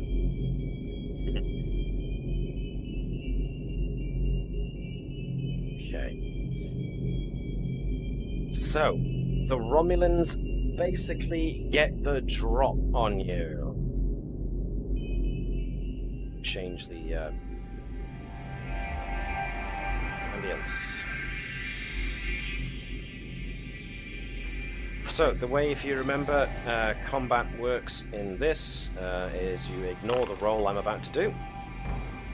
That does not represent your initiative. Usually it goes one of you, one of them, one of you, one of them, one of you, one of them. However, they did get the drop on you, so they get to go first. So 1, 2, 3, 4, 5, 6, 7, 8, 9. There's 10 of you.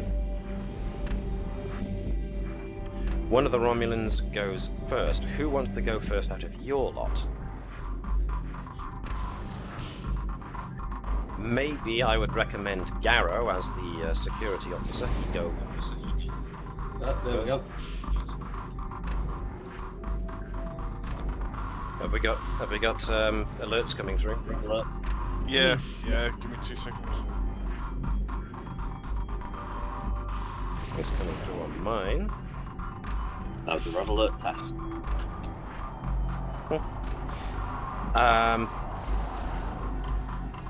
So, yeah.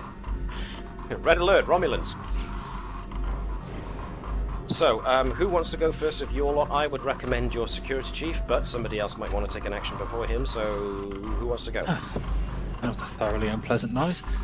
Anyway, sorry. I don't mind sort of going last. I don't really have a whole lot to offer in the combat department. Okay. Yep, I'll go in first then. Okay, one of them goes next. Who wants to go out of your lot next? Neshlel or Tavish or Baruva? Tavish is useless in a fight. Not useless, but she can help, certainly. Does Baruva want to go next, or does Neshlel want to go next? Does Neshlel want to punch some Romulans? Yeah, I can go now. Alright, then one of them, then Baruva, then one of the Romulans, then Tavish, then a Romulan, then Dr. Sott. Okay, is that initiative? If you guys look on the combat tracker page, what you can also do, for those who don't know, so you've got the chat messages, which show by default. To the right of that is a pair of crossed swords, which is the combat encounter. Yeah, I got If you- nothing on there. There should be. If you right-click on the crossed swords for combat encounter, it should open its own little window, which you can then place wherever you want on the screen. So we'll try to I've got combat, got none here. just hasn't reached you yet. Oh. Might need to refresh again in that case. Does everyone know what I'm talking about, essentially? Yeah. This previous. So if you don't know what I'm talking about, okay. You've got the right-hand column where you can see all the successes and failures and attempts that and rolls that you've made, yes? With me so far? So that's denoted by a pair of speech bubbles, which should be highlighted in red. And if you hover over it, it says chat messages. To the right of that, there should be a pair of crossed swords. If you hover over that, it says combat encounters.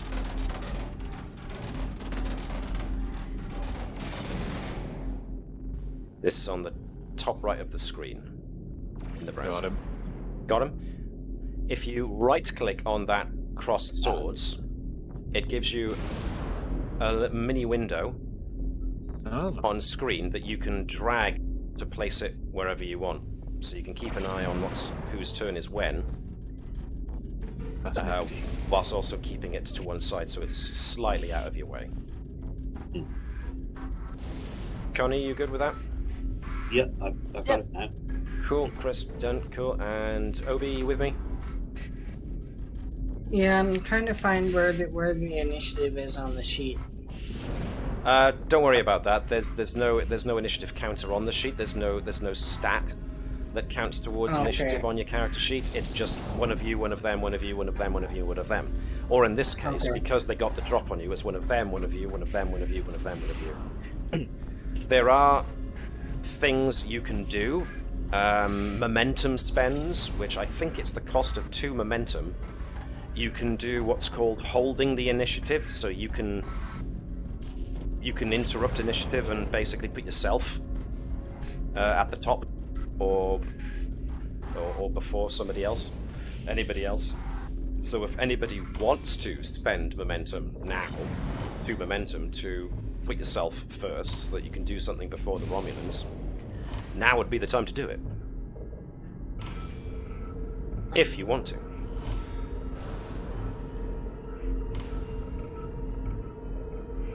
If there are no takers, then... Go on. Good. No, I said, no, I'm good. No, I'm good. Alright then, so we will assume combat is in that order. So, first up is a Centurion. He is going to walk up to about, let's see, he's going to put himself in this corner here, duck behind a bit of cover. He's got a reasonable shot into this room. He is going to go for, or he can't see Tavish very well, can see Garo. If he moves by there. So essentially, if you remember, movement is in zones. Currently the room you're in is one zone, the corridor outside where the Romulans are at is another zone. You can spend a fast action to move into an other zone. And if you want to move another zone again, you have to use momentum to have another swift action. Quick action, I should say. Fast action. Yeah. I'm going to use my expertise at cultural studies to suggest that maybe we shouldn't duck for cover behind the big blue glowing thing we don't know anything about. Well, the Romulan Centurion is going to give it a control and security task to aim his disruptor pistol at Lieutenant Garo. It's difficulty 2 for shooting with ranged weaponry. He doesn't have a focus specifically on it. He gains 2 successes, which is exactly what he needed to shoot Garo. Now then, Chris, if you want, you'll notice that your character, Garo, has 3 points of determination. Okay. You can usually... Sorry, I'm a bit further ahead than you are. So if you double-click on your character, you bring up your character sheet. Underneath, I got it. you've got 3 points of determination. Determination can be used to buy yourself an extra dice that has pre-rolled a 1 and therefore earns you 2 successes. Or, in this case, you can spend a determination to avoid damage and roll out of the way of an attack. I'm gonna spend it. So, knock off number 3, because it counts down. So, click on 3, there you go, you spent a point of determination. Garo dives, hurt-like, to one side as the Romulan Centurion's disruptor beam comes hurtling in his direction. Just about gets out of the way as a shower of sparks hit where Garo was previously. That's all the Romulan Centurion can do. Now it's Garo's turn.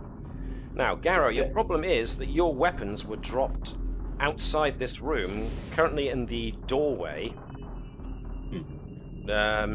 where the body of the miner's at. So if you want to be able to retrieve your weapon, you got to go in there first. Grab them and then do whatever with.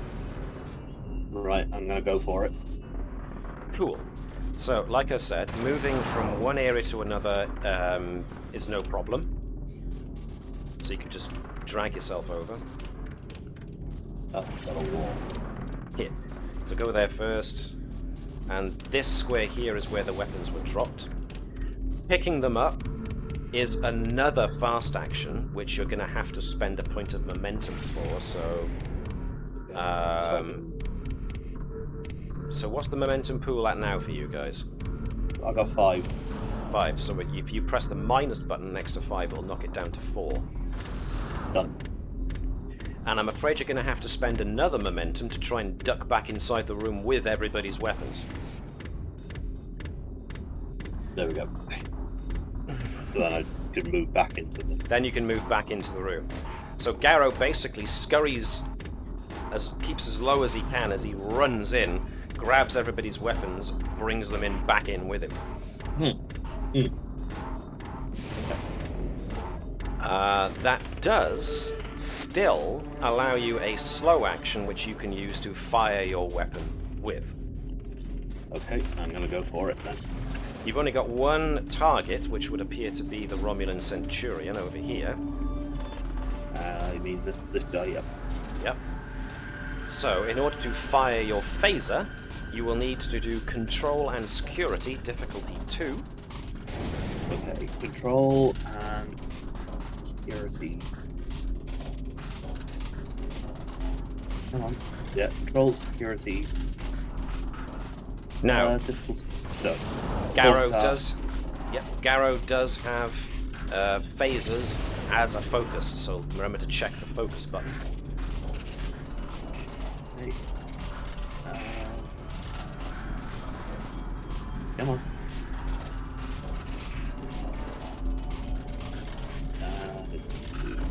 There we go. So, focus. You are rolling 2 dice. Yep. So, yeah, just go for it. Alright, that's a 9 and a 4. 2 successes. 3 successes. Okay, that's interesting. So, what you can do... You've got 1 success over what you needed. Now, you've got 2 choices here. You can either bank that extra success to add another point back to the momentum pool, or you can spend that extra momentum right now on an extra dice of damage for your phaser. I'm gonna spend it on extra damage. Okay, if you open up your character sheet once again, you should see under the belongings section on the bottom right, you have a Type 2 and a Type 3 phaser. Okay. At the moment, you've got your Type 2 phaser. If you hover over the image for the Type 2 phaser, it should turn into a dice. Yep. Click that dice button. And now, to add an extra dice, you see on the bottom right, I've got all the dice shapes. Hang on. On the chat column. The chat column. Ah, okay. Yep. Find the D6. Okay. So it's basically the square. Oh yeah. Yep. If you press the square in the input area, it should say /R space 1d6. Yep. Press the roll button on the further bottom right, and it should roll that extra 6-sided dice. Oh, look at that! You got an effect. Right. So the bad news was you couldn't set your phaser to a different setting, but you're using it as is. So the extra effects at the moment don't mean much of anything. But what you did roll was a 6, which means you scored an extra 1 on top of all the rest you got. So you got 7 successes, which means that you did 7 damage, or you took 7 stress off of the Romulan Centurion. 1, 2, 3, 4, 5, 6, 7. There we are. So that was quite the hit with a phaser. Okay. Nicely done. And I will end my turn there then. Yep, that's all you can do for now. Next up is a Romulan. One of the other Romulans coming in with his own pistol. Going to cover his commander by coming in and taking a pot shot at anybody you can see. Going to lean around the door, have a go at Tavish here. So this guy is going to use Control and Security to try and shoot Tavish. I get 1 success, which means it's a miss. So luckily for Tavish, the shot goes wide and just strikes a random piece of wall close to where she was, but not close enough to hit or do any real damage. Now it's Neshlel's turn. So, the problem Neshlel has at the moment is she doesn't have a weapon, so she can either move up to where Garo is and snag a phaser, or if she feels like actually using her hand-to-hand combat, she can move right up adjacent to the Romulan and give him a wallop. Neshlel would like to kick the Romulan's bum. Remember, this is Star Trek, so you have to use the double sledgehammer fist. Of course, of course. Because apparently that's what wins every fight. Also, really strong judo chops. Indeed. That's Kirk's fighting method. We haven't got quite the level of Kirk yet, but yes. Judo chops, hip throws, and the double axe handle punches. So if you want to move Neshlel up to the doorway, that's her fast action, really easy. She comes face to face with the Romulan. The Romulan is rather surprised to see a slightly shorter, belligerent Tellarite. A belligerent Tellarite, who'd have thought? As she comes racing head down forward into him. So, this is where hand-to-hand combat differs from ranged combat. In ranged combat, you're trying to do a check to use your weapon to see if you use it correctly. Hand-to-hand combat is a bit riskier because you basically roll off against your opponent.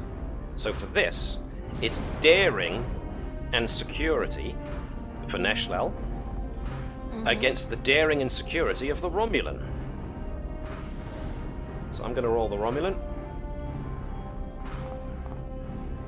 So that's what I got. 14 and a 4, 1 success. So you've got to get 1 success or more. You got 1 success. So this is a stalemate. Neshlel runs up and starts attacking the Romulan, who is a bit surprised and has to backpedal a bit, but they both engage in basically hand-to-hand combat, and each are blocking each other's strikes at the moment. You took the Romulan by surprise. He really didn't expect you to come full force for him, but for the moment... it's a bit of a stalemate as both Neshlel and the Romulan are grappling for position. That's all Neshlel can do for now. Another Romulan. Wow, now, if he tries shooting at the Tellarite, he risks shooting his fellow because they're both ducking around and grappling and all sorts. So this Romulan is going to run over by here and is going to take a shot at Garo, who has got weapons, and shot at his Centurion commander. So this Romulan Ulan is going to actually give me control and security with that. I got 1 success, so that was a miss. So once again, another shot goes wide. These Romulans evidently got their bells rung by the crash landing and aren't doing terribly well. Baruva. There's disruptor fire flying about the place. Neshlel just ran headlong into the Romulans unafraid. What would Baruva like to do? Currently, again, your weapons are with Garo, so moving up next to Garo to retrieve your phaser if you want to fire at them is an option. If you're not, I'll move up next to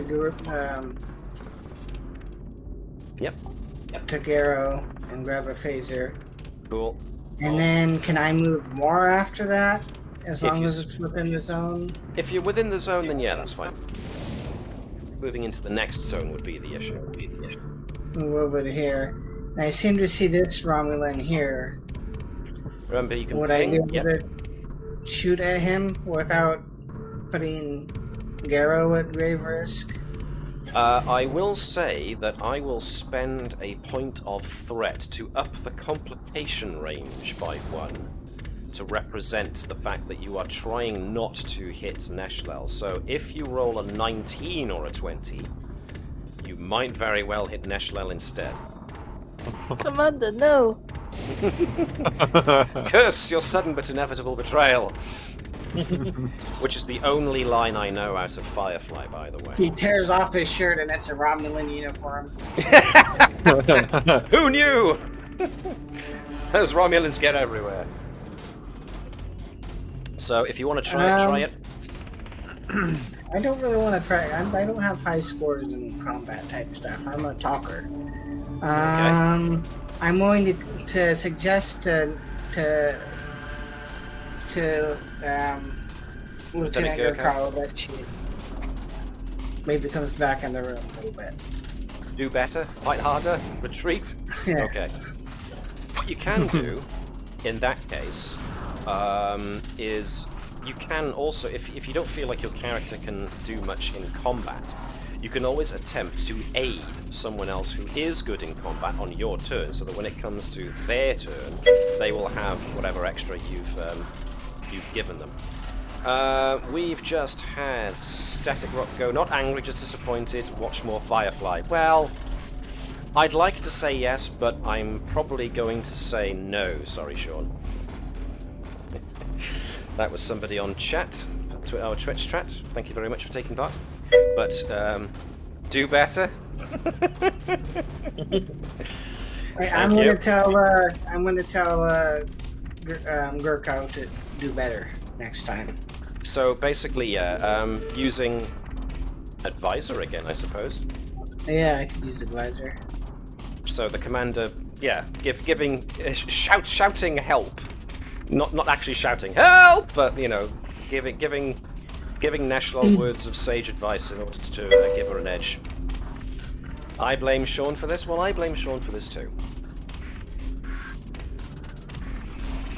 Sean, bearing in mind, is a member of the other crew, the other Starfleet crew. So working in the shadows against us. yes, indeed. Section 31. They get around. Wow, wouldn't that be interesting? The Romulan peeled off his latex mask. More Romulans. I would have done it too. Right, so we can either save Baruva's assist until it comes to Neshlel's next turn, or we can do it now. Who's going next after me? This is going to be Tavish going after you, and then Sott at the very end. I'll help Tavish then, so it'll have a more immediate effect. Okay. Oh no. No? I'll help Neshlel. She's the closest to the combat, so Okay. I'll in her. So do you want to roll your assist now, or wait until it's Connie's turn to roll for Neshlel's assist? I'll wait for her Okay. turn, because it might be useful to know what she plans to do. There appears to be a tweet chat war of words going on at the moment on the Twitch channel. So feel free to wade in if you want to start hurling insults at the other ship. That is me hurling I know. insults at the other ship. Yeah, I'm aware. Okay, so we're gonna pass Baruva. Baruva at least has got his phaser, so we can do that. Another Romulan. Romulans are starting to stack up now. So this guy, at the risk of stacking up, he can hear Baruva shouting words of encouragement, so he's going to try get a bead on him. There we are. This Romulan, once again, control and security, trying to shoot at Baruva. Gains 1 success. Wow, these Romulans aren't doing very well. Or is that what they want you to think? It's now Tavish's turn. So once again, Dave, if you don't think Tavish is any use in any of the combat, she can either assist with something. I do have a question. Of course. Can I throw my hyper spanner at them? If you really want to. Just the spanner goes flying and seeing if it manages to smack a Romulan between the eyes. Yeah. No, I'm not going to do that. I Baruva like my might hyper spanners. protest because that's expensive equipment. And oh, wait, no, never mind. We're socialists, not capitalists. Okay, I'm going here. Okay. I'm going to help. I'm going to help Garo on his next turn to make his phaser. I don't know. So bit more yeah, powerful. so you can help tweak his phaser a bit. Okay, interesting. So You want to put extra power into his phaser. Can I get you to give me a daring and engineering check? And I am going to spend another point of... I'm going to spend the point of a threat that I didn't spend before with Obie on this to up the complication range. If you put too much juice into the phaser, it could explode in Garo's hand. So if you roll a 19 or a 20, things could go wrong. I'm going to use a determination. Aha!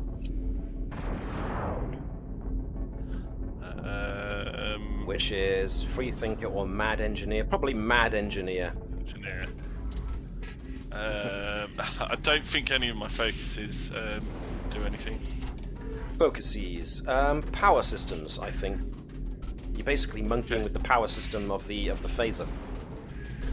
How many dice do I roll? 2? Just 2. If you remember to check the box for using a determination, it will automatically roll the extra dice. Okay. So I'm going to make this a 2.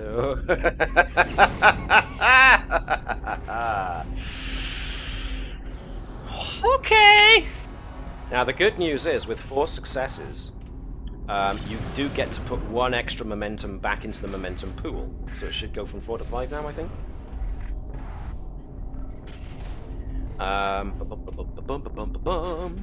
So if somebody can do that, because I still can't see it for whatever reason. It is. Yep, it's up. Cool. So Tavish basically goes up to Garo, yanks his phaser out of his hand, opens it up, and starts fiddling with the internal systems, claps it back together, and gives it back to Garo. Garo, when he gets it, notices the thing is humming and vibrating like it didn't before.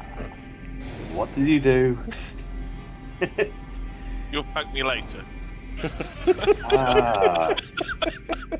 I'm kind of afraid to press that button. So, you're good. Right. we'll get to what happens when we get to what happens. Yeah, that's what I'm afraid of. It's fine. There's a doctor nearby if anything goes wrong. Oh, that's reassuring. I'm sorry, Chris. I rolled a 20. Yes. Right, another Romulan comes running in. He doesn't like the fact that the Tellarite is trying to cause a roadblock, so he wants to have him. Going to come in and try and punch the Tellarite. So once again, Connie, you get to roll daring and security again, as this other Romulan comes in to help out his friend. I say friend. 1 success. Wow, these guys are lame. 2 successes. Nope.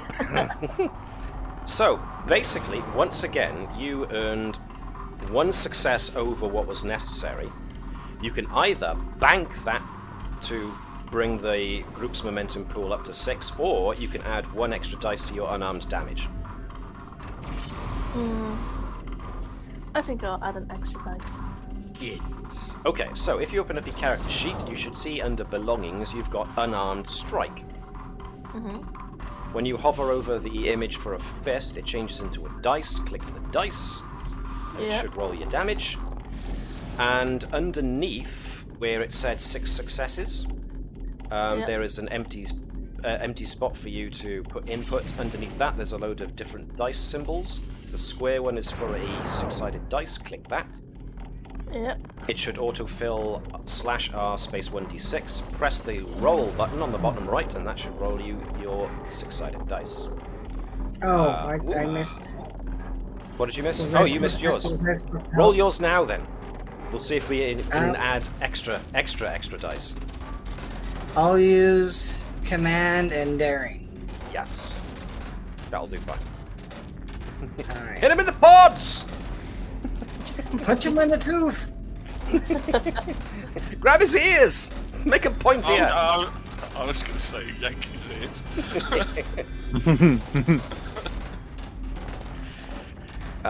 Gets a 10, which is another success. Connie, roll that another 6-sided dice. Another one. Another one. Another.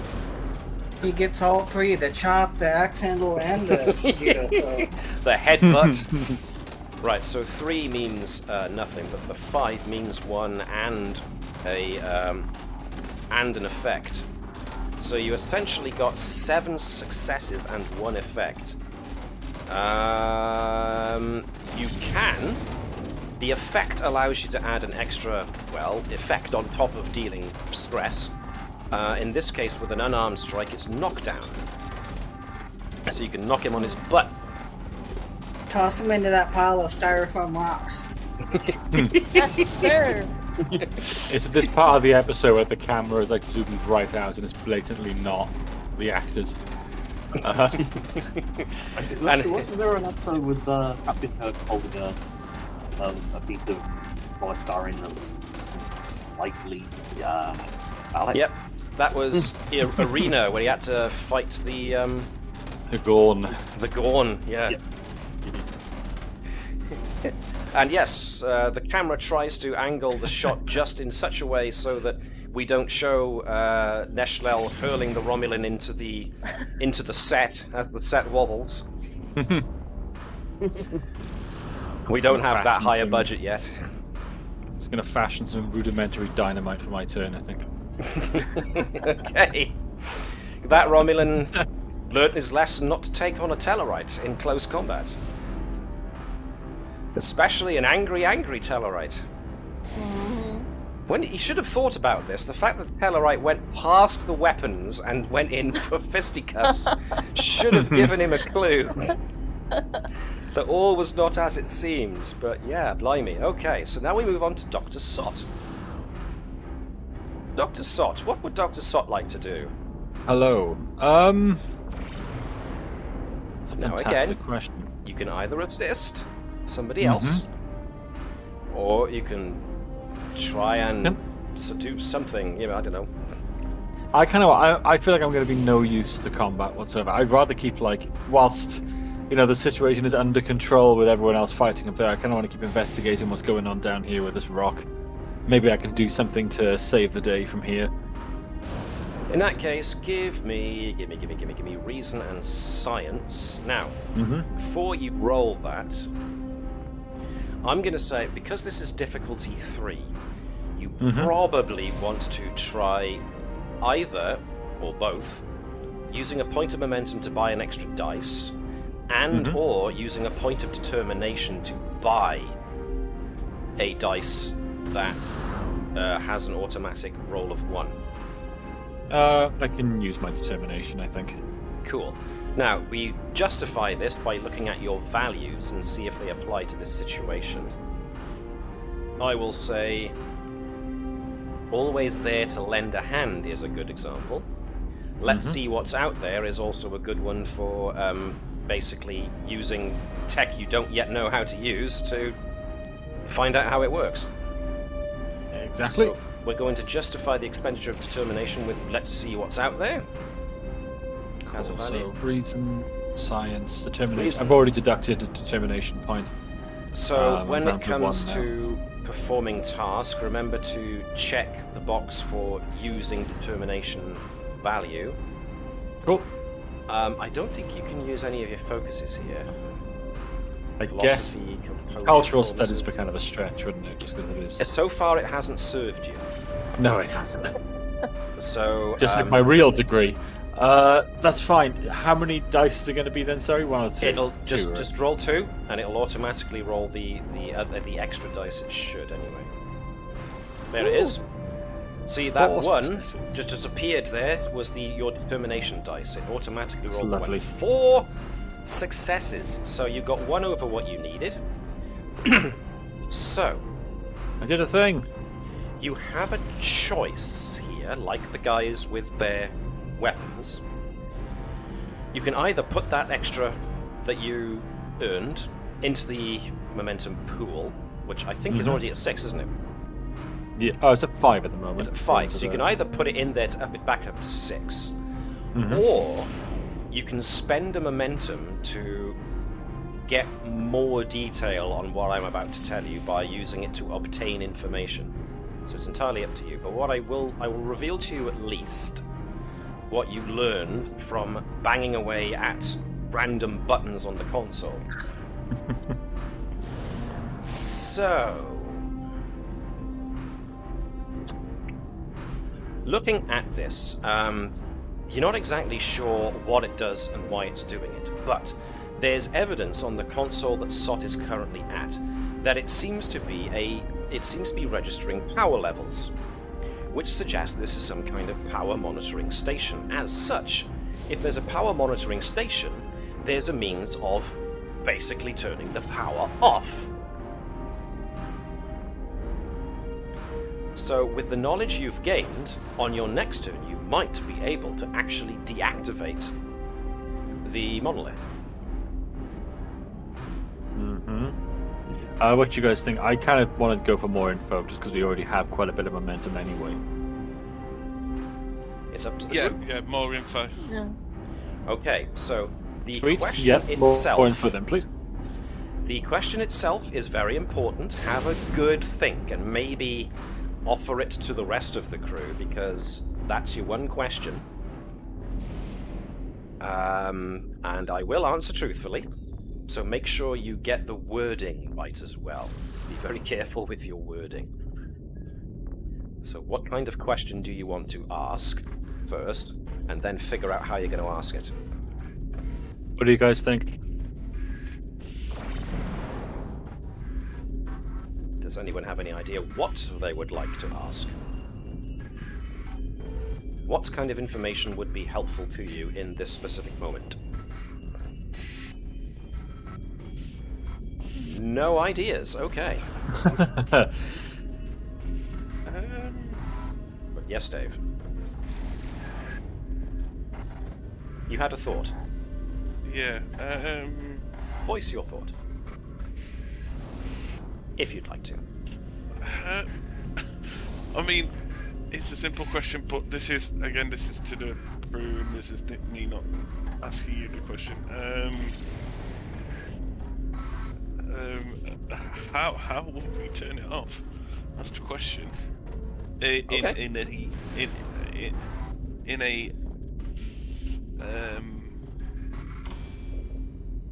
a safe way.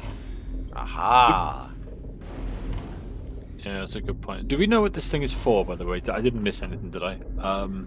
You don't I know do know what what it's this for. thing does, so we don't know what would happen if we turned it off anyway. No, you don't. Okay. So there are two. So that gives you an idea for two questions. One, what's this for? Two, is there a way you can turn this off and safely? I feel like it might be more a case of wanting to know what it does before we start fiddling with anything.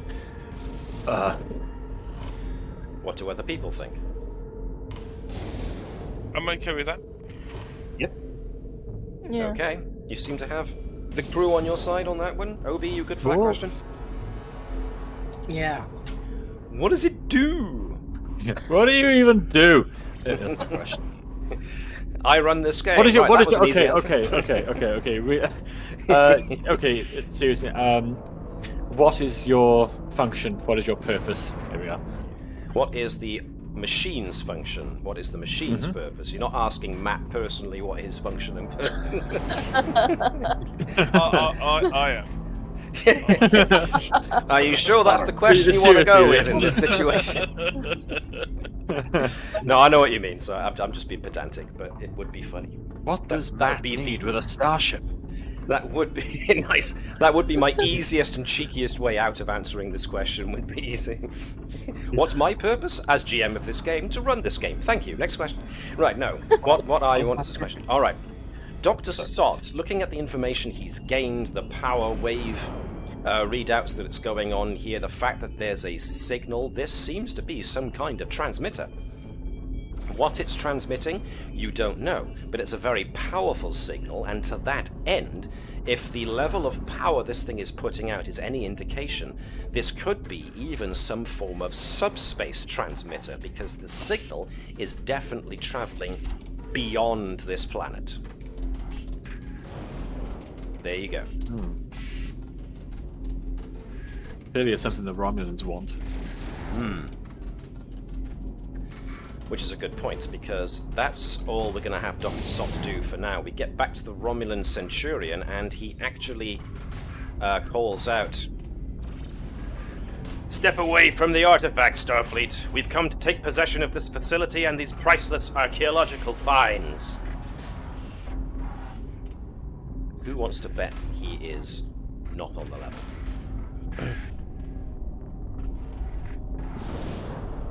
Right, so it's the Centurion's turn. He's noticing that you are not backing down, so he's going to aim at the biggest threat so far presented him, which is the the Tellarite. Although the security chief did shoot him. And plus I got this now rather dangerously humming. I'm going to flip for this because I can't quite decide, because both are very pressing and obvious dangers. On a 1, it's going to be Garo. On a 2, it's going to be Gerkow. As I roll a d2, which is essentially flip a coin. Gerkow! The scary, scary Tellarite is the priority target. As he's going to try and shoot. Now, obviously, he's got 2 of his men in the melee here, so if I roll a complication, they're in trouble. 3 successes, which means that that was an on-the-money hit. Which means I can now roll damage. Connie, same choice as everybody else. Do you want to use one of your points of determination to dive out the way of the shot? To save yourself from being hit. You don't have to, but there's the option there.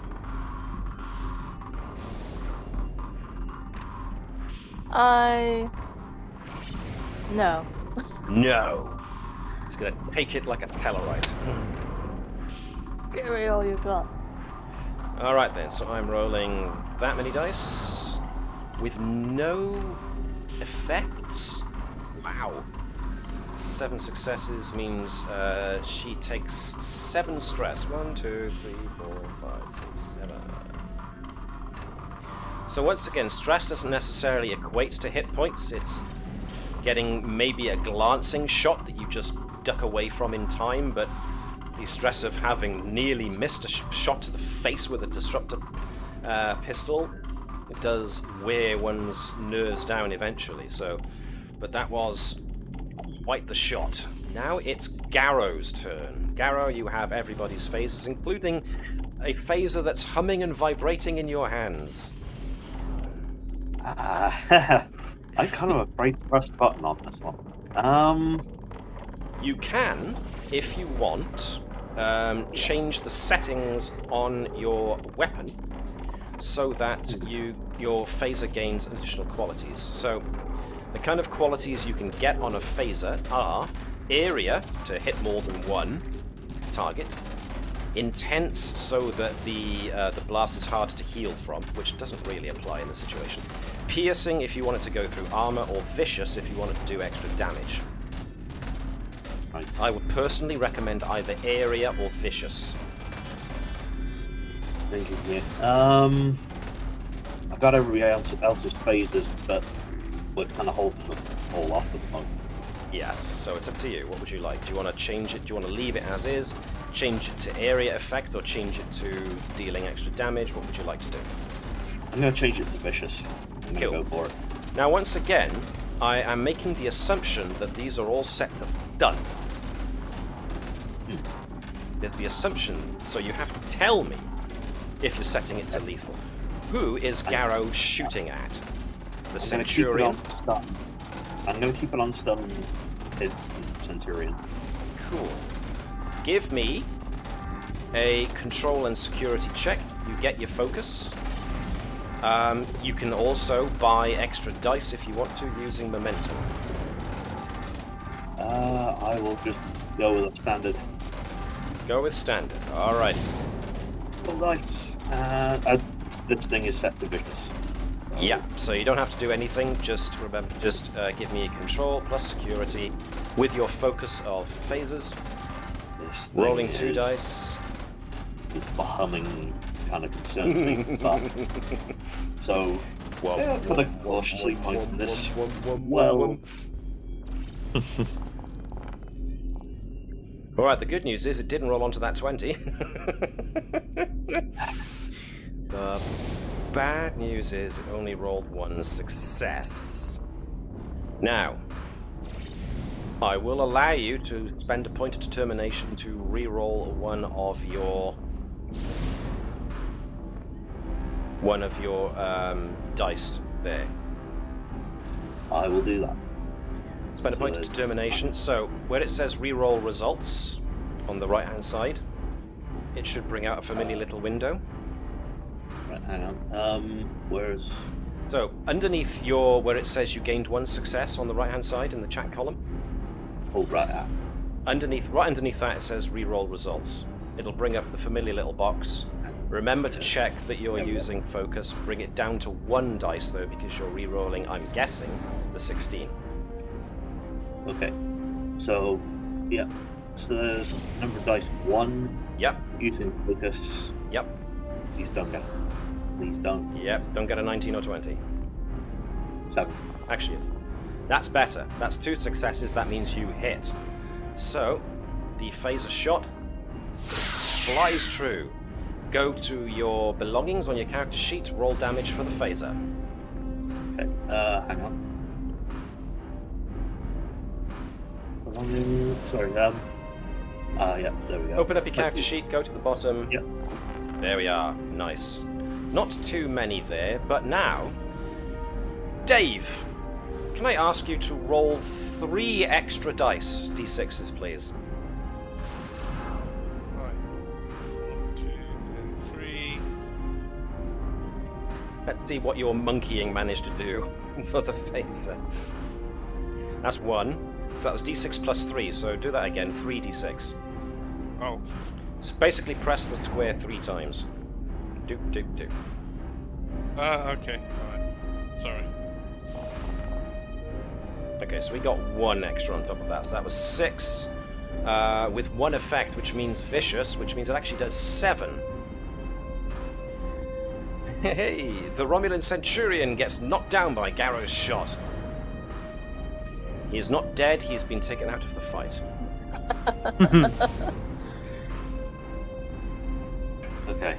Good shot by Garo. And that's when the phaser explodes in your hand. Okay. Dealing half that amount of damage, so that's going to be 1, 2, 3. So the phaser goes up in Garo's hand as it basically sparks and goes bang. All right then. Yep. Okay, that's not good. The Romulan doesn't like have the a shot. fact. We survived this. I need to have a chat. Okay. The Romulans now look fearful that their commander has been knocked down, but this one is currently locked in hand-to-hand combat with Neshlel. The fact that Neshlel has taken a shot from, nearly took a shot from a disruptor has not weakened her resolve, but he's going to try. So this Romulan is going to, again, fisticuffs with Neshlel. Connie, daring and security, please. Daring and security. Yes, please. Using focus for hand-to-hand combat.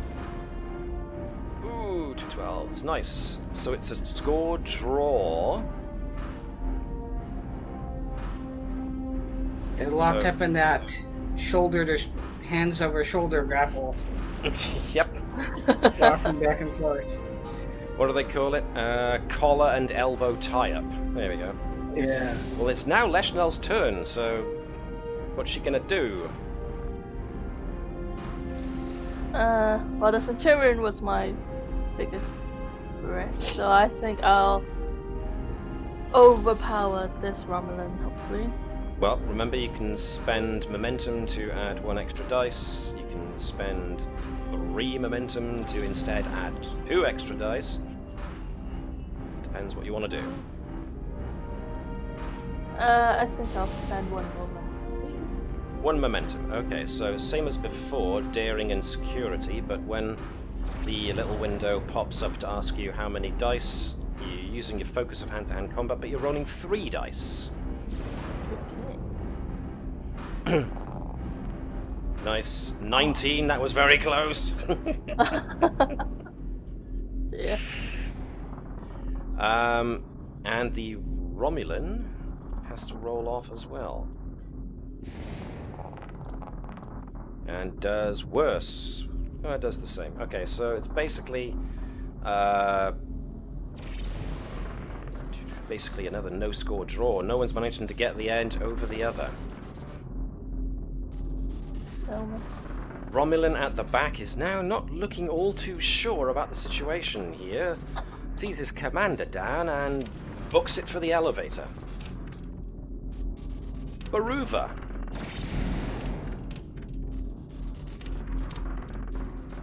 What does Baruva want to do? Considering one Romulan has just hightailed it for the horizon, now might be a good time to try and persuade the Romulans to maybe give up. Yeah. I'll say, is it really worth a war with the Federation?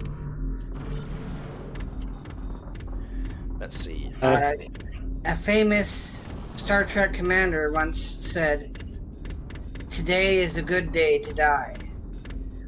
Is it a good day to die for you today? You might be asking yourself. I like it. Alright then. So, once again, feel free to buy extra dice at the cost of momentum if you want to.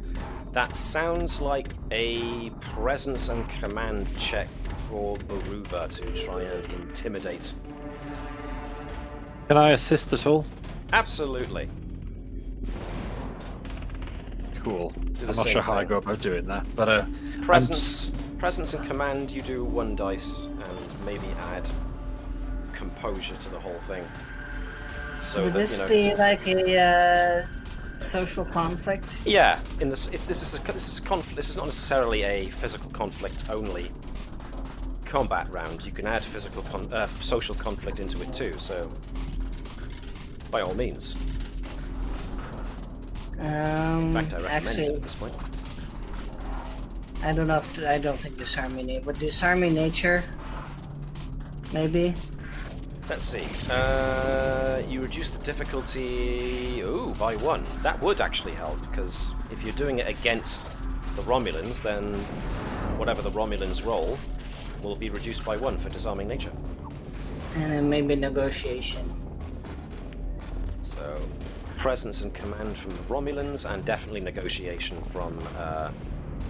So that's what you're up against. No successes from me. 1 success from Baruva. Dr. Sott, feel free to add. you got 1 roll, right? No using focus or determination or anything? Just You've got composure. Use your composure focus. Oh, of course, sorry. Right. Oh, look at that. Oh, I forgot to A add 1. in. I Go on. forgot to add in. He does say, "You're all going to die down here." You can't hear it, but I'm clapping. You're all going to die down here. Right, at which point, the Romulans that are remaining, the one that's currently grappling Neshlel, the one that was hurled into the wall by Neshlel, the one remaining at the back looks at his friend who's making a run for it, looks at what's in front of him, looks behind him at the Romulan on the elevator, furiously hitting the up button and nothing's happening. The Romulan basically throws his... the remaining Romulan throws his weapon down and just puts his hands over his head and surrenders. Huzzah! As do the rest of the Romulans. So, yeah... Let me use... this. But this with slightly less... blipping. Well done. The Romulans, after you basically shot down their leader, the Centurion, started to lose their composure, and the fact that they couldn't overcome the Tellarite blocking the entrance, it dawned on them, especially thanks to Dr. Sott and Baruva's words, that they wouldn't get out of here intact, made them eventually succumb to surrendering. Dr. Sott, along with Lieutenant Tavish, after Dr. Sott learns everything he can from the monolith, decides that he's identified the main power system that feeds the monolith, and therefore the best way for it to be shut down, which of course Lieutenant Tavish can assist with. I won't be asking for any rolls, because by this point you have determined the information you needed thanks to Dr. Sott's determination to do so. And eventually, the blue glow of the monolith fades as you cut the power to the monolith itself. The Romulans... Just take out the plug. Yeah. Take that out of the wall. Just rip it out of the wall. Just boom. Crash bang. I knew this was only just a nightlight. So, yes, with the monolith shut down, you get full communication capability with the Combs in orbit. The electromagnetic interference starts to dissipate. So it definitely seems that the monolith and the signal it is giving out were responsible for the electromagnetic interference blanketing the planet. As such, the miners outside now find that they can use their technology again. When your group, the away team, finally exits this place to lead the Romulans back up to the surface so that they can be taken prisoner and beamed aboard your ship and put in the brig, you do find a scene of carnage outside where the Romulans basically came in, apparently just came in shooting. The leader of the miners, Ero, is still alive, though he is nursing a glancing disruptor shot. But he thanks you for turning off the signal. The Romulans apparently came out of nowhere and just started shooting and made their way down the shaft towards the signal, intent on getting there themselves, it would seem. The Romulans that you have captured are not exactly keen on talking right now. But you don't need them to talk, you just need them to go quietly to your brig. Because technically, they did fire first. So... Speaking of phasers, Doctor... Yeah, there are pieces of phaser currently in Garo's hand that need to be carefully removed. But that's no problem. Where you got that from? Yeah, and that too. As such... What are you talking about? Ever toy with my stuff again, alright? Don't touch my stuff. Okay, I'll remember that. Yeah. If you have any bright ideas, keep them to yourselves. Yeah, I'll remember that. So, I'm going to take us back to the bridge, where we start wrapping up.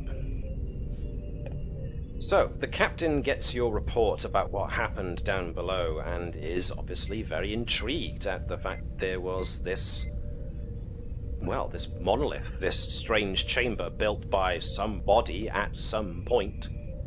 And preliminary scans that you do bring back, as much as they prove very little, because the scans you got while it was working didn't get much due to the interference. Well, as soon as you turn it off, you can get some scans as to maybe what some of the composite materials were made out of, but not much more. You do get Dr. Sott's report that he reckons it was a communication device of some regard, and therefore Captain Sobek reckons that Starfleet Science will be very interested to come back here to Seku VI later on in order to try and investigate this further. But for the meantime, you did unfortunately find out what happened to the crew of the Susquehanna. As such, the Romulans are going to be taken in, and one imagines the diplomatic situation with the Romulans is going to be very interesting in the near future, considering that you found evidence that they fired on the Susquehanna, and then they fired on the miners, and then fired on you, so the Romulans are going to be in a bit of a tricky situation diplomatically if they're going to try and talk their way out of this. But you did stop the Romulans from getting their hands on whatever that technology was. And you successfully managed to determine what the fate of the Susquehanna. Yes, Dave? And I tortured him with a hyperspanner. You want to torture prisoners? With a hyperspanner. No, I don't. No, I'm joking. I am joking. Those who can actually see my camera saw me probably raise a Vulcan eyebrow there. I am joking. Indeed, Lieutenant. No, that would be against regulations. I'm sorry. That would be against Starfleet regulations. The treatment of political prisoners, yes. Congratulations, guys. You have successfully completed your mission, and as such have successfully completed your first ever episode. Episode 1, Signals, has been completed. Well done. Nicely done, chaps. Yeah, so like I said, this episode was called Signals and was derived, for the most part, from the Star Trek Adventures Quick Start Guide and PDF. Thank you very much to Modiphius for writing it. It made it a nice introductory adventure, I like to think. I will be getting on to my players about things like milestones and acclaim momentarily, but that's not exactly the most interesting thing for you guys watching the stream to attend to, so I will do that behind the scenes. For the most part, for those of you who have been watching and taking part in the stream, thank you very much for doing so. If you are watching this on YouTube later on, thank you very much for taking the time to watch the video. If you liked it, please do consider giving this video a like, because it helps promote actual play videos like this and Star Trek as well on the Holy Machine algorithm. All praise the machine gods. And hopefully will not just promote us, but promote others like us as well. For the rest of you guys, thank you very much for turning up. I hope you all live long and prosper, look after yourselves, and take care of one another. In regards to the stream, the hailing frequencies are now closed.